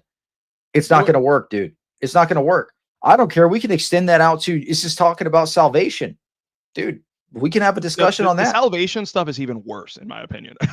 So I think, funnily enough, Lofton here is actually ahead of the curve because he's pointing out, like, guys, there's a much bigger hole that everyone could be could be exploiting in Vatican II than even just the worshiping the same God thing. It's a sight to behold. But let's finish the video and then we can move on to the clip compilation I have. 1 second, because I want to address this comment. I'm sorry. Yeah, which one? Caleb's. Pull Caleb's up. Caleb? Cool guy. Do y'all know what Wagner says about this? He'll probably give the sharpest defense. Watch his live reaction, which good for him. He called out Trent Dougherty on his terrible performance in that debate and disagreed with him on several points vehemently. But he tried to argue, which, I mean, good for him. Wagner's very base. He's very fair. He's probably one of the more like genuine guys. He's a seeker of truth. I have a lot of respect for Christian Wagner. I believe we've actually debated back in the day on Discord, but that's a story for another time. But one of his points, though, he said, I disagree with Trent Dougherty that if you willfully reject the Trinity and you willfully reject Jesus Christ, you're still worshiping the same God. I would argue, if you were to read Nostra Aetate and Lumen Gentium, it's referring to the religion of Islam. It's not talking about individuals. The religion of Islam willfully, in their own documents, rejects Jesus Christ. So that just falls back to stage one. So if he were to hold that position in a debate, I would go back and just read what Vatican II actually says. Because if you were to argue, oh, Muslims is just talking about individual Muslims that are ignorant or whatever, because later on it says through no fault of their own. But if you read one paragraph above that, it specifically lists in Nostra Aetate Islam, the religion. So you can't make that argument for Nostra Aetate. So. Well, and if I can say something additional really quickly about Wagner's argument, is that if memory serves me right, part of Wagner's argument is like, whenever the person points out something about, I don't know, a demon, Krishna, or whenever a Muslim says something about Tawheed or something like this, it seemed to me, if memory serves me right, that Wagner's position was that every time they're saying something that's untrue about the Christian God, that thing is mapping onto either a demon or a figment of their imagination, an idol. But that every time that they say something that is actually true about God, somehow it maps onto God. And I would just say that I actually think that my article that I put on the screen earlier, that you guys can go back and look at, that's on my Substack, I think Wagner is relying also on a semantics theory that is outdated. Because the issue is he seems to be arguing that, like, so I'll give you guys one easy example, and then I'll tell you to go read my Substack article. So imagine that if we have this sort of model where the thing that best fits the description that we're talking about, it automatically maps onto them. Because this is what our Roman Catholic friends seem to be trying to argue. They're saying, like, well, because there is actually only one God, when you talk about something being the one true God, you have to be talking about the actual one true God, because the property maps onto the reference. This leads to a bunch of other scenarios that are very nonsensical. So, for instance, imagine this thought experiment where you walk into a department store, okay, and you're shopping around, whatever, and you see a pair of shoes from far away. And again, they're far away, and so you keep shopping, whatever, and you have an image in your mind of what the pair of shoes looks like. But because the pair of shoes were far away, maybe it's not the best image, okay? And as it turns out, it just so happens, okay, that there's a pair of shoes in a department store thousands of miles away in a state you've never been to, which matches the description that is in your mind right now perfectly. When you then go talk to somebody and you say, oh man, I saw these shoes at the department store earlier. Which shoes are you referring to? Are you referring to the shoes that you clearly just freaking saw in the department store? Or these other shoes that match the description super far away in a store you've never been to? Right.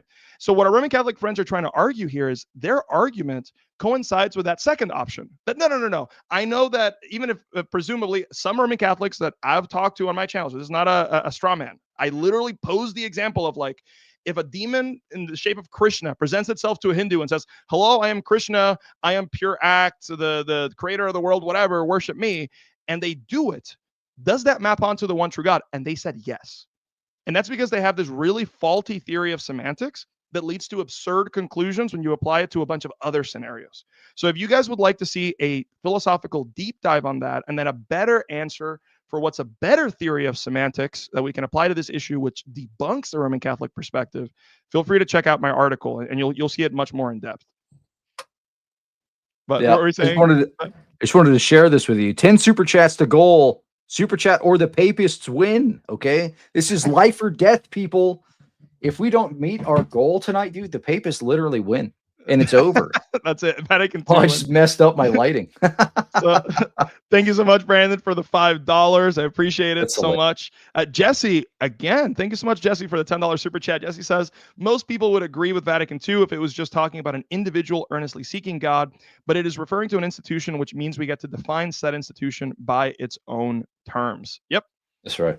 Absolutely, absolutely. So, and then we have Taylor Barrett. He's a Roman Catholic apologist. I appreciate Taylor. Taylor says, if someone is referring to the invisible, eternal, infinite, eternal, omnipotent creator of the universe, then no one but God has those attributes. Yeah, I guess I would just say, Taylor, the same thing that I was saying earlier, responding to Wagner's articulation of that, that if someone is mistakenly predicating these properties, or although obviously we would say that God doesn't have accidental properties. We're talking about like in human terms, right?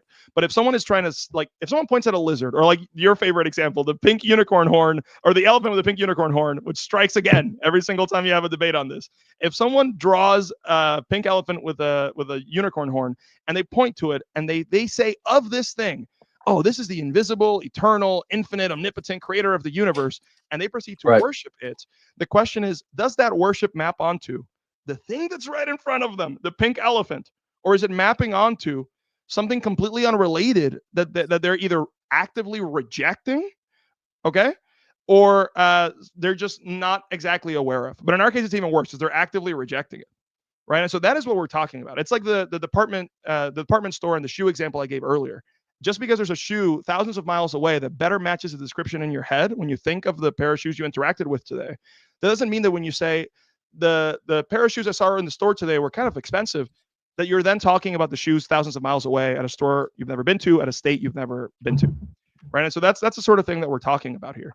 So let's finish the Lofton clip here, and then let's get to my little clip compilation of where the Vatican II theology leads. Let's see what Lofton says. Salvation, heaven, and union with God. The same document goes on to say this: the salvific work of the Holy Spirit works in the religions. But that's not the end. Listen to this from Pope John Paul II and Cardinal Ratzinger, who later on became Pope Benedict XVI. They taught it is therefore legitimate to maintain that the Holy Spirit accomplishes salvation in non-Christians also through those elements of truth and goodness present in the various religions. So while everyone is still busy asking, do Muslims and Christians worship the same God? I'm over here wondering, when is anyone going to realize that the real debate is this? Does Catholicism teach that Muslims and people of other religions can be saved by the Holy Spirit through the goodness found in their religions? According to the Papal Magisterium and the Congregation for the Doctrine of the Faith, the answer is yes. Whether religions can be saved by the Holy Spirit through the goodness found in their religions. According to the Papal Magisterium and the Congregation for the Doctrine of the Faith, the answer is yes. Whether you like it or not, for better or worse, that's just the reality. And that is probably where the discussion. Who this man? Booze in the chat. Type L's in the chat for that statement right there. Drop a whole bunch of L's in the chat for Lofton's statement. Ridiculous. They can be saved by the goodness found in those false religions. Oh my goodness, dude. No, it's wild. It's absolutely wild. Well, here, let's get then, because again, it's not, someone might say, but Michael Lofton is just a layperson apologist. It's not like, we have crazy things like popes, like imagine did something insane like praying at a mosque with Muslims, right? It's not like that's happening, right? Well, let me share my screen here for you guys, and we're gonna watch a little clip compilation, because we're gonna ask ourselves the question: what have been the results of Vatican II? What have been the results of Vatican II? Because when it comes to this stuff, right, we can have the rat trad, like, well, we're trying to do is express this scholastic truth that all these people agreed with for all this age. I would simply ask, do we think that Robert Bellarmine, okay, as they call him, the hammer of the heretics, so-called by the Roman Catholics, right? They're Saint Robert Bellarmine in the Roman Catholic tradition. Do we think that Saint Robert Bellarmine would have prayed in a mosque with Muslims facing Mecca? No way. Right, let's ask ourselves that question. Do we think that any church father, do we think that even someone like Saint John of Damascus, who was like directly interfacing with Muslims and Islam, okay, and their apologetics, do we think that he would have joined them in a mosque praying toward Mecca along with them, right, out of his own volition? I highly doubt it. And yet, let's see what we have coming up here. Before we do, though, we have one more $10 super chat. Thank you so much, John Thomas. He says, maybe off topic, but a lot of it's in my feed claiming Constantine hijacked the church, so the Council of Nicaea is false. Are y'all aware of any of this? I don't buy it. Raised Lutheran and still. I got this. So basically, before the Council of Nicaea, there were no pastors, there were no bishops. We were all just kind of sitting around in a circle, telling each other, how our days were.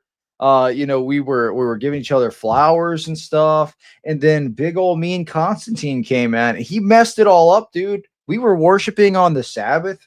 Come on, read your Bible. It says the Sabbath, right? We're worshiping on the Sabbath. He changed it, dude. He wrecked it all. Dude, he wrecked it all. Constantine he was like, you know what? I know what the Bible says, but I can't even read, dude. So guess what? We're worshiping on Sunday because it's the day of the sun god Apollos.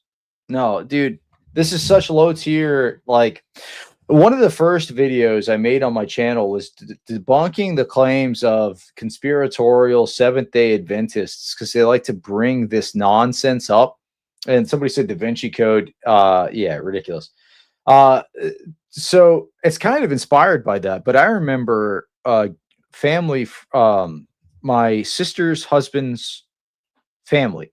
They are all Seventh-day Adventists, and I attended a service there one time because my niece was, I guess, getting dedicated or something. And I was there, and the sermon for the service was Constantine changed the entire church, and there was no pastors back then. We're all sitting in a circle. So that's legit a sermon I heard in a Seventh-day Adventist church, and I was laughing about it like right after with her now husband. So yeah, the Constantine stuff is dumb. This is what I'll say to you. We have the canons of the Council of Nicaea. Go read them. Go read them. And we have the writings of the church fathers. You can see what they said prior to the Council of Nicaea. None of this is new. This is Seventh-day Adventist revisionist history. This is Da Vinci Code. This isn't even Seventh-day Adventist stuff. This is Da Vinci Code. This is some new Da Vinci Code. newfangled stuff, dude. Crazy. One more thing, Jesse, another $5 super chat. Thank you so much, Jesse. She says, unlike other service members, dollars at theologians instead of service. Well, thank you so much, Jesse, for the $5. Definitely a much holier endeavor than the opposite option there. So, all right, well, yeah, let's Jesse, you're one of the boys. You're one of the true ones. I appreciate you, brother. Thank you. So let's see what the results of Vatican II have been as far as what the popes themselves think is acceptable behavior and the sort of things that they do. So let's look at a little compilation here, and we can pause and maybe talk about it. On the second of a 3-day trip to Turkey, Pope Francis joined Grand Mufti Rami Yarn on Saturday in a tour of the Blue Mosque. After the tour of Istanbul's historic mosque, Pope Francis stood alongside the Grand Mufti, facing the direction of Mecca, and bowed his head in long prayer. The prayer was an important public demonstration of Pope Francis's commitment to Christian-Muslim dialogue. Some have raised questions as to whether such dialogue is fruitful, given the persecution of Christians by Islamic extremists. And let me ask really quickly, right? Because even though we have all these other, Roman Catholics put together their quote compilations of oh, well, look, there are even popes who all the way in the year 1000 or whatever have quotes saying that Christians and Muslims worship the same God. I would ask, when the popes were rallying people for crusades, okay, to retake the Holy Land, do you think they could have ever envisioned this? No. Okay. That's the question I have, right? Like even the ones that are saying, oh, maybe we do actually worship the same God in some sort of abstract sense, which we would think is incorrect. But even the ones that are saying that, is there any chance that they would have been okay with something like this?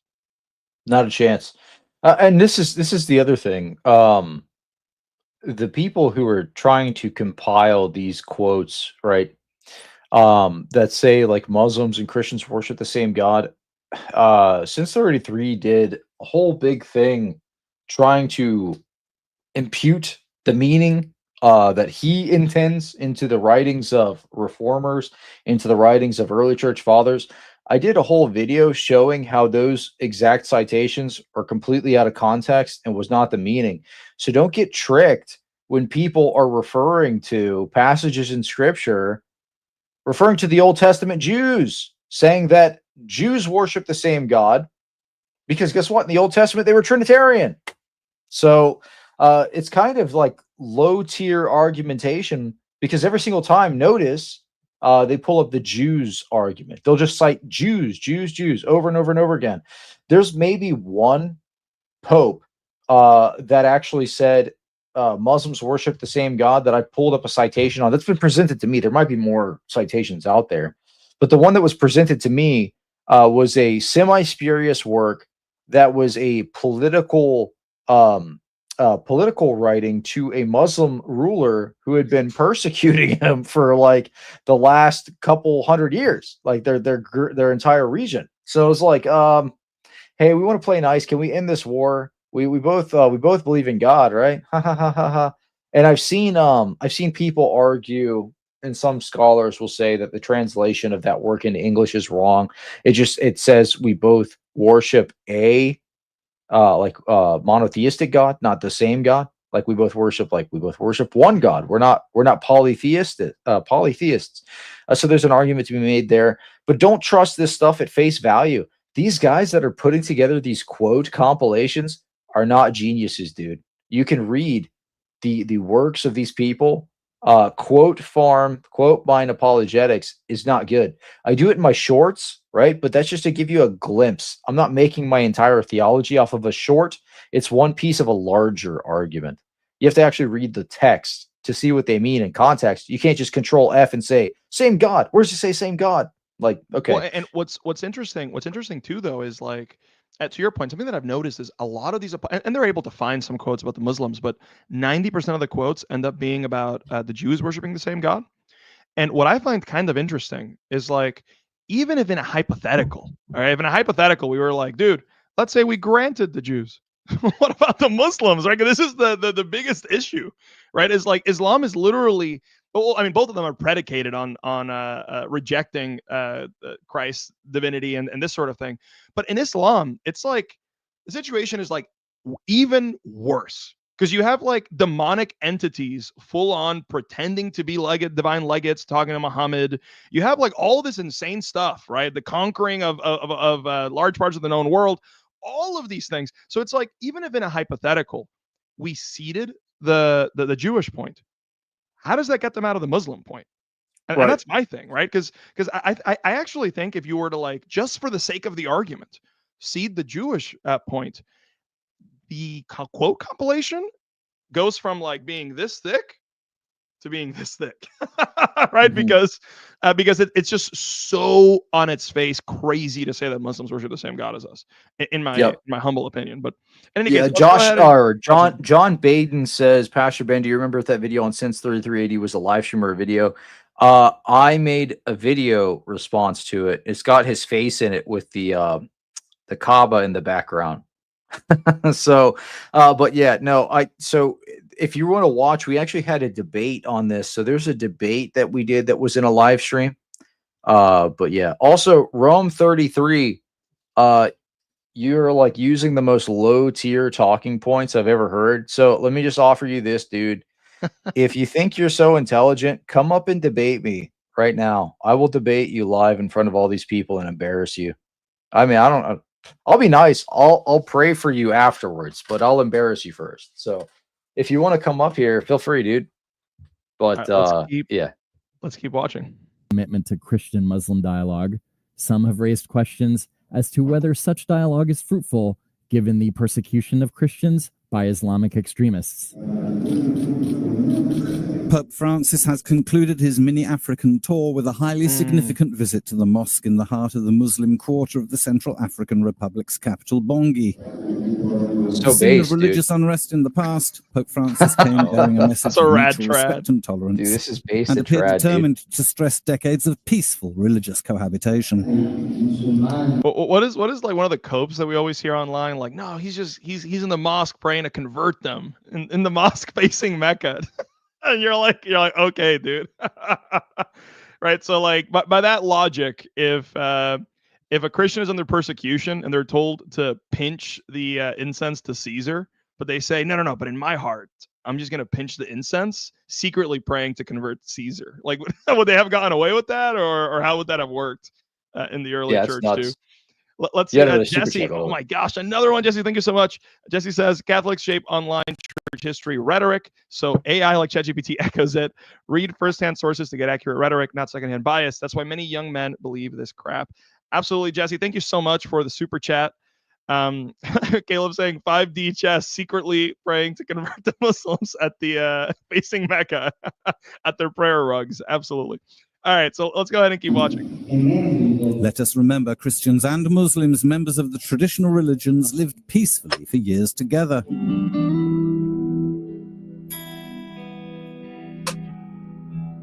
Not just Francis. So I'll have you believe it's just Francis sometimes. Oh, look at that. It's over. It's over, Papist Bros. It's done. Oh, and it's not just two popes either.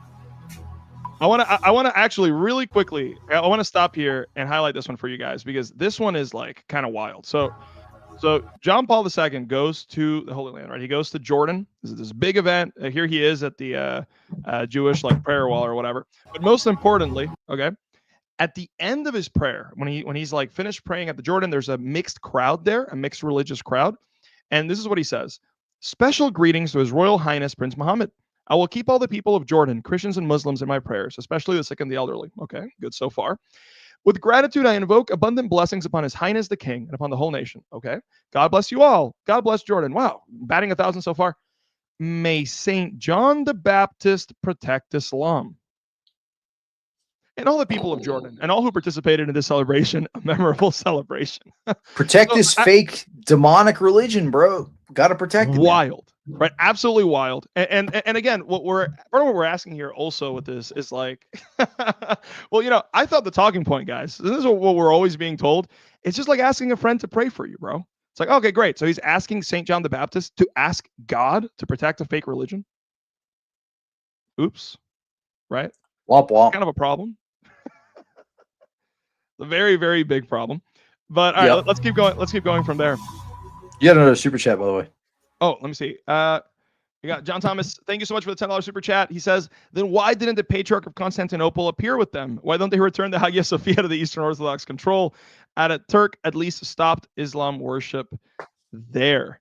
Right. I think this is probably in reference to the, we're praying to convert the Muslims and doing all of this. So, right. We gotta retake Constantinople, boys. We're going praying secretly in the mosques.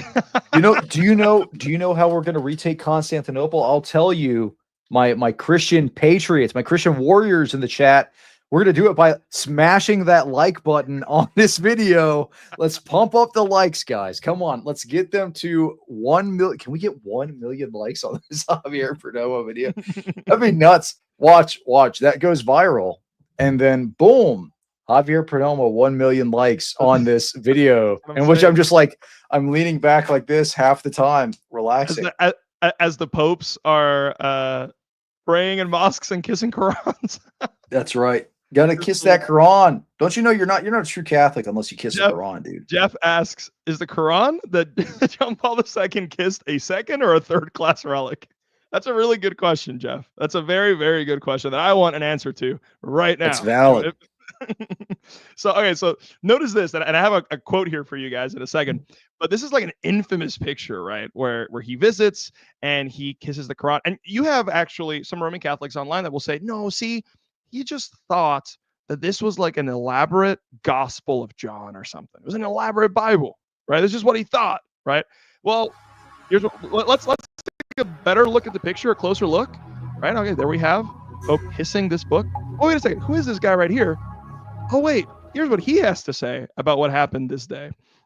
He says, it is known that Pope John Paul II has often voiced a desire to make a pilgrimage in the footsteps of Abraham, the common father of Jews, Christians, and Muslims. The common father. So he's seeding Abraham as a common father of Muslims. Okay. He says, for the Pope, Abraham is a figure who helps the unity of believers to overcome political divisions. So notice, there may be political divisions, but according to this guy talking about Pope John Paul II's perspective here, there is a fundamental unity of believers. Who are the believers in question? Jews, Christians, and Muslims, right?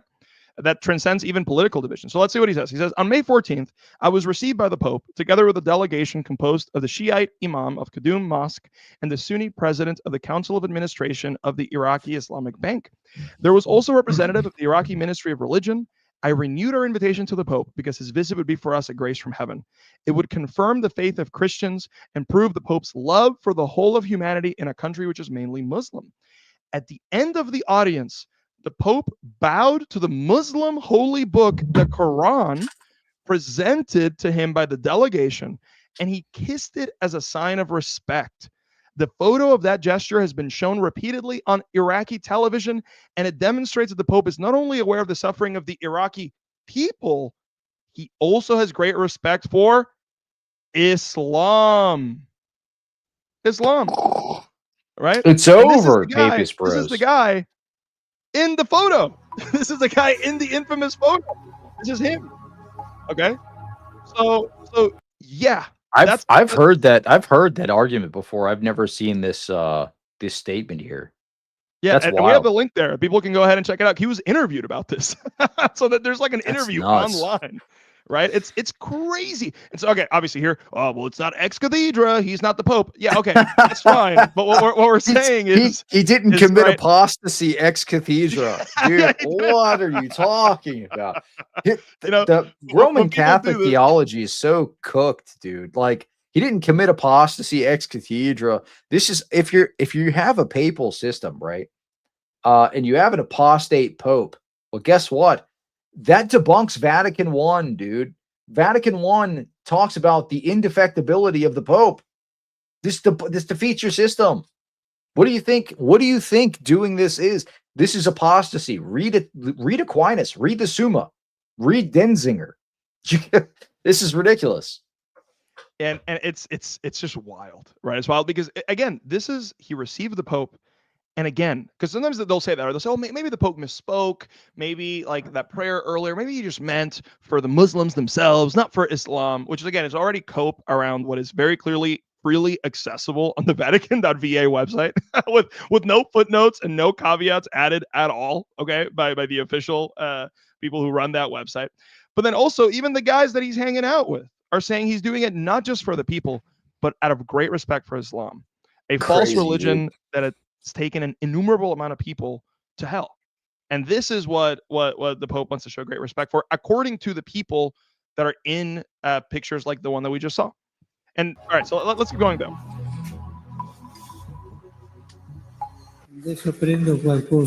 What this one is, this will be our final part of the clip here. You can see it's a little bit long. It's like a couple minutes. It's like 3 minutes.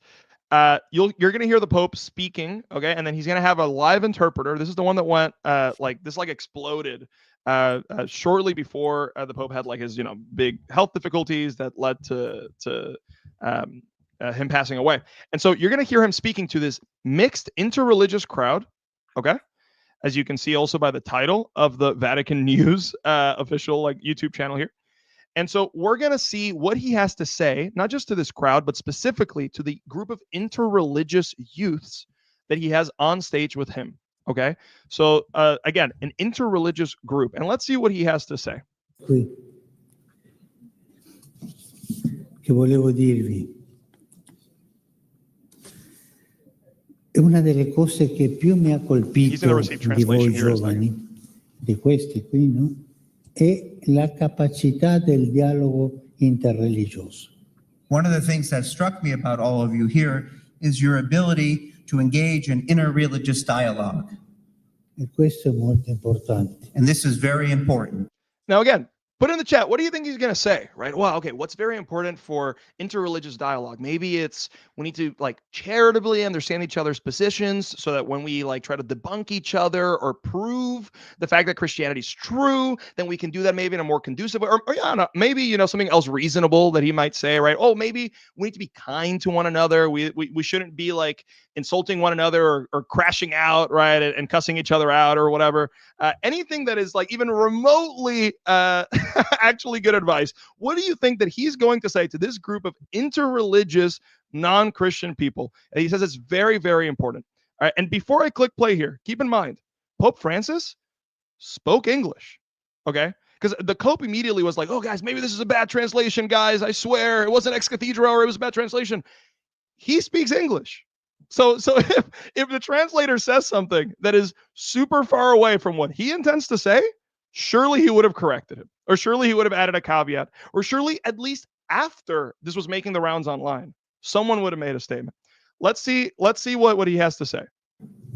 Perché se voi incominciate a litigare, la mia religione è più importante della tua, la mia è la vera, la tua non è vera. Dove ci porta questo? Because if we start to fight amongst ourselves and saying, my religion is more important than yours, my religion is true, yours is not, where will that lead us? Dove? No! Where will it lead us? Qualcuno risponda. Dove? Someone respond. Where would it lead us? La distruzione. Che cosa così? E ci vuole litigare. Destruction, right? Oh, if we say, hey, your religion's not true, but mine is, where is that going to lead? To destruction, right? Yeah. It's like what? What is like has he ever been in like an apologetics like conversation? Okay, like this is like even if you're the most mild-mannered, meek person in the world, okay, the bare minimum thing that you're supposed to do as a Christian in a discussion with a non-Christian is to say, my religion is true and yours is not. Right? Like this is like the baseline. Like if you have a youth group and you're trying to teach them to be comfortable with evangelism and apologetics, the very first thing, step one, is getting them confident enough and okay enough with communicating to somebody, hey, my religion is true and yours isn't. Okay. Right. So, all right, guys, we're going to keep watching this video. If we don't meet the goal here in the next 15 minutes for the super tips, we'll have to check the goal. If we don't meet it, we will call it quits at the 2-hour mark. If you want us to keep going for the full 3 hours, then make sure to put in the super chats. If we don't meet goal, I'm going to go night. I'm going to go take a little siesta, a little sleepy time. So, just a heads up. Let's see what he says. So already, bro's cooking. I don't know. I don't want what he's making, but bro's cooking. He's cooking something. Yeah. Right. Yeah. I don't want the ecumenist soup either. Yeah. Ridiculous. Yeah. So let's see. Let's let him finish cooking. Let's see what he's gonna do. Yes, it's okay to discuss and to. Tutte le religioni sono un cammino per arrivare a Dio. Because every religion is a way to arrive at God. Dirò una comparazione, sono come diverse lingue, diversi idiomi per arrivare lì. Sort of a comparison, an example would be they're sort of like different languages in order to arrive at God. Ma Dio è Dio per tutti. But God is God for all. E come Dio è Dio per tutti, noi siamo tutti figli di Dio. And if God is God for all, then we're all sons and daughters of God. Ma il mio Dio è più importante del tuo. But my God is more important than your God. È vero quello? Is that true? C'è un solo Dio lì. E noi sono idiomi, cammino, lingue per arrivare a Dio. There's only one God, and each of us is a language, so to speak, in order to arrive at God. Qualcuno è Sikh, qualcuno è musulmano, qualcuno hindi, qualcuno che... Oh, wait. Very important, because everyone was telling us a second ago well, Hindus aren't included. It doesn't say that they worship God. Let's see what Pope Francis thinks about this, right? So there's different languages to arrive at God. Well, let's see who he thinks has these languages. Maybe it's just the Muslims and the Jews and the monotheistic religions. Let's see what, according to the Roman Catholics, what the Vicar of Christ has to say about this issue. Qualcuno Sikh, qualcuno musulmano, qualcuno Hindi, qualcuno cristiano, ma sono diversi cammini. They're different paths. And the Hindus were specifically name dropped by the Pope as having. Guess what we were just talking about? We were just talking about this in Vatican II. Vatican II used a capital G for Hindus, so he's not wrong. That's what Vatican II literally says. So, yeah, Catholics will say this is not infallibly defined by the church, but their Pope must be heretical. So, you also, there's a super chat that you came in. Yeah, let me read that. So we got a super chat from Jesse. Jesse says, speaking of having tough conversations, please convert Big C to LCMS. His non-denominationalism is his only major defect. Very true. W's in the chat for what was just said. Very true. Very true. This is your one chance, Javier. Convert me right now. You've got 10 minutes to convert me. If you don't, it's over, dude. It's over. This is it. Enough W's in the chat and Cleve will become Lutheran. Yeah, I need No, I actually just had Joshua Shooping on the channel just before this. We were doing it. So I've been streaming for 4 hours now. But I just had Joshua Shooping on the channel 2 hours ago, and we were talking about some of the reasons people should become LCMS. And I asked him a couple of good questions, a couple hard questions. I asked him about the Crux Theologium. So interesting stuff. But yeah, I mean, I have a lot of respect for the LCMS. I think out of the mainline churches, it's probably the best. You know, I have my theological differences in terms of soteriology. And specifically the Crux Theologium is an issue for me. It's a mystery how we're predestined to heaven, but not to hell. And that it's not I'm a classical Arminian. I just feel like that's a cogent way to view.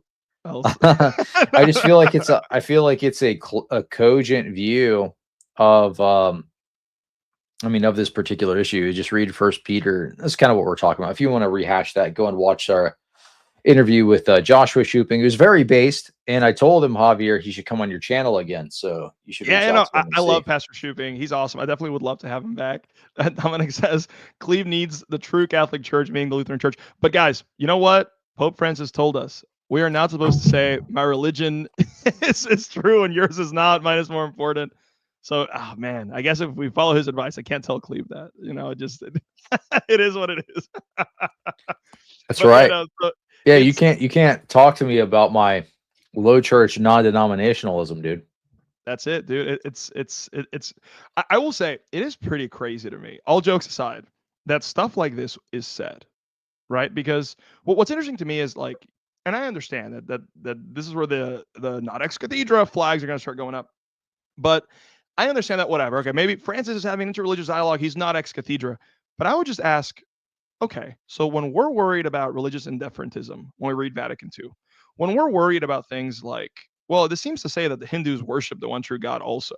Well, it seems to say that they could even have faith in him somehow. They could like arrive at him. Well, no, actually, if I subdistinguish the minor, but then the leader of their church goes out and says stuff like this. Right? And he says stuff like this to interreligious groups. And he says that sheiks, Muslims, Hindu, Christian, they are different paths. There are different paths. And this is being said in the context of my religion is not more important than yours. My religion is not more true than yours. Because he's saying you shouldn't say that stuff. Right? And so for me, it does feel kind of like gaslighting when we say like, hey guys, this is like very bad language, very bad wording, very worrisome. It seems like this theology leads to indifferentism. It seems that it leads to a syncretism of sorts. But then we're told, no, you're misinterpreting. No, you don't get it. They're not Eastern Orthodox. They don't say you're lacking the nous, bro. But it's basically what it amounts to, right? It's like you don't have the nous, so you don't know what is going on. But then Francis would go out and do stuff like this all the time. Yeah. You know what? I have to do something though, because Rome keeps yapping in the chat without coming up and debating me. So look, I'm gonna hack the mainframe. You ready? I'm gonna hack the mainframe. Oh, I found it. I've located you, Rome. I've located you. I've got a picture of your face right now. Oh, docs, dude. Whoops. I'm just goofing. No, dude. He said send the link. No, bro. I know that. That's funny, dude. I just, oh man, that's it. Someone, Dominic says we all need to join the Church of the Unicorn Horn. Dude, that's right. time that you bring up this point, it's kind of funny to me because I see people in the comments saying like the horned pink elephant claims another victory, claims another life on the debate stage. Dude, it's so funny, bro. So oh, funny. You got another super chat from John. Oh, thank you so much, John. John says, I don't lecture or attack them, but non-denominational usually either can't explain their beliefs or don't know what they believe. I think you just got believe. It's dude, so I can't explain my beliefs. I don't understand what I believe. Actually, that's true. I can't. It's impossible. I mean, dude, go to my YouTube channel. Every video is just me. Like, I'm trying to figure out. I'm scratching my head. This is just me in every single video, dude. I'm just crying on stream for hours at a time, begging people to give me attention. I have no idea, dude. I'm just crying on stream. So if you wanna see more of this, dude, you need to subscribe to Cleave to Antiquity today, because that's what my channel is all about. Crying on stream. Hold on.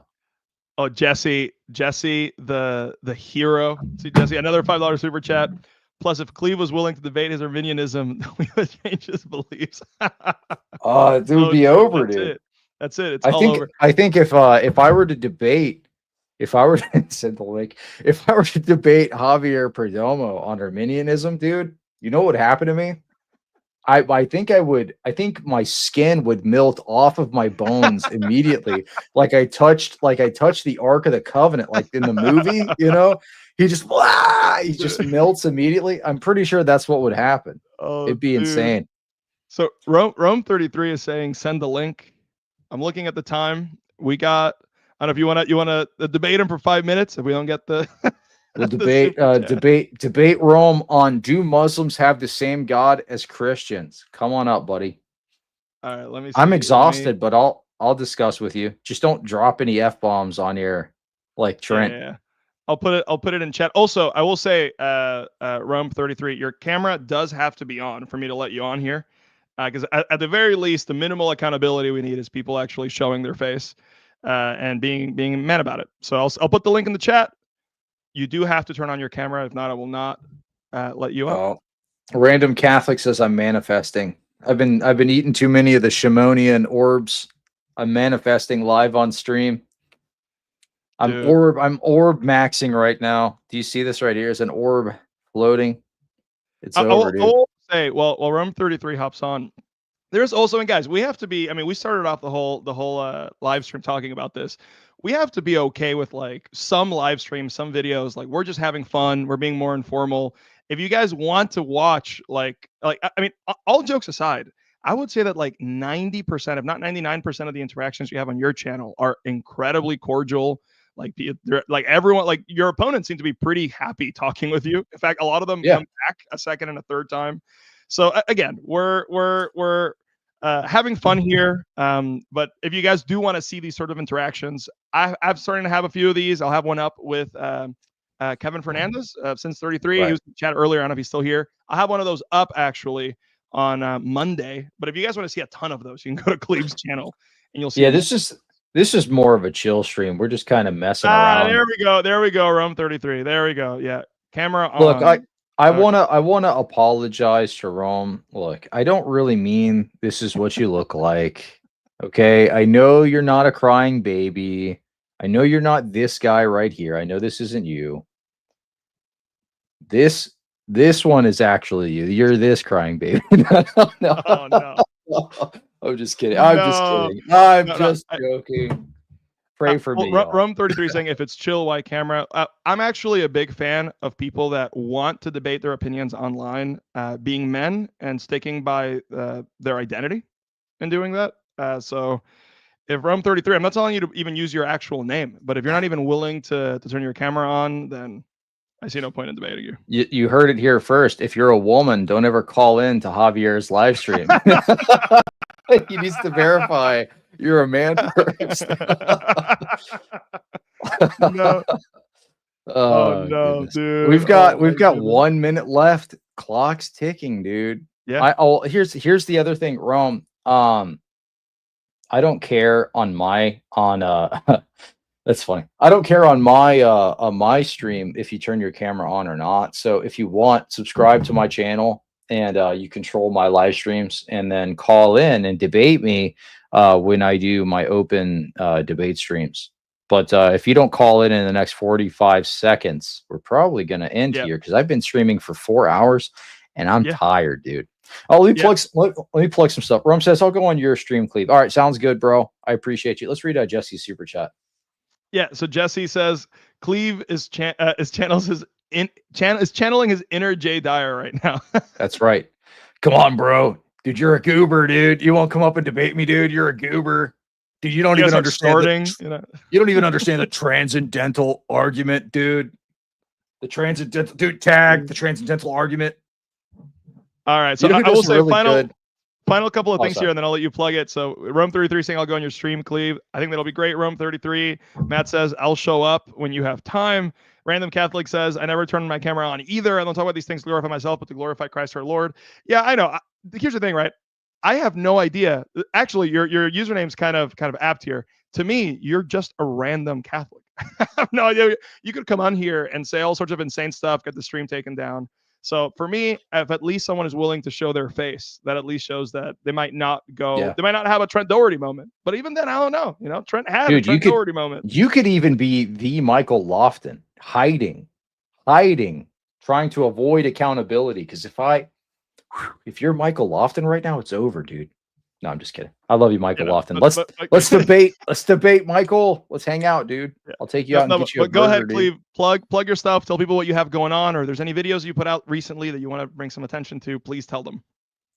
Sure. So I've got a couple of things popping up. Tomorrow, I'm going to be in a live stream with Redeemed Zoomer on my channel talking about Protestant apologetics. This will be a chill stream, but we will have Q&A. So if you want to swing by and ask Richard some questions, Redeemed Zoomer, that will be, what time am I doing that? Am I doing that at 8? What time is it? Let me pull it up right quick.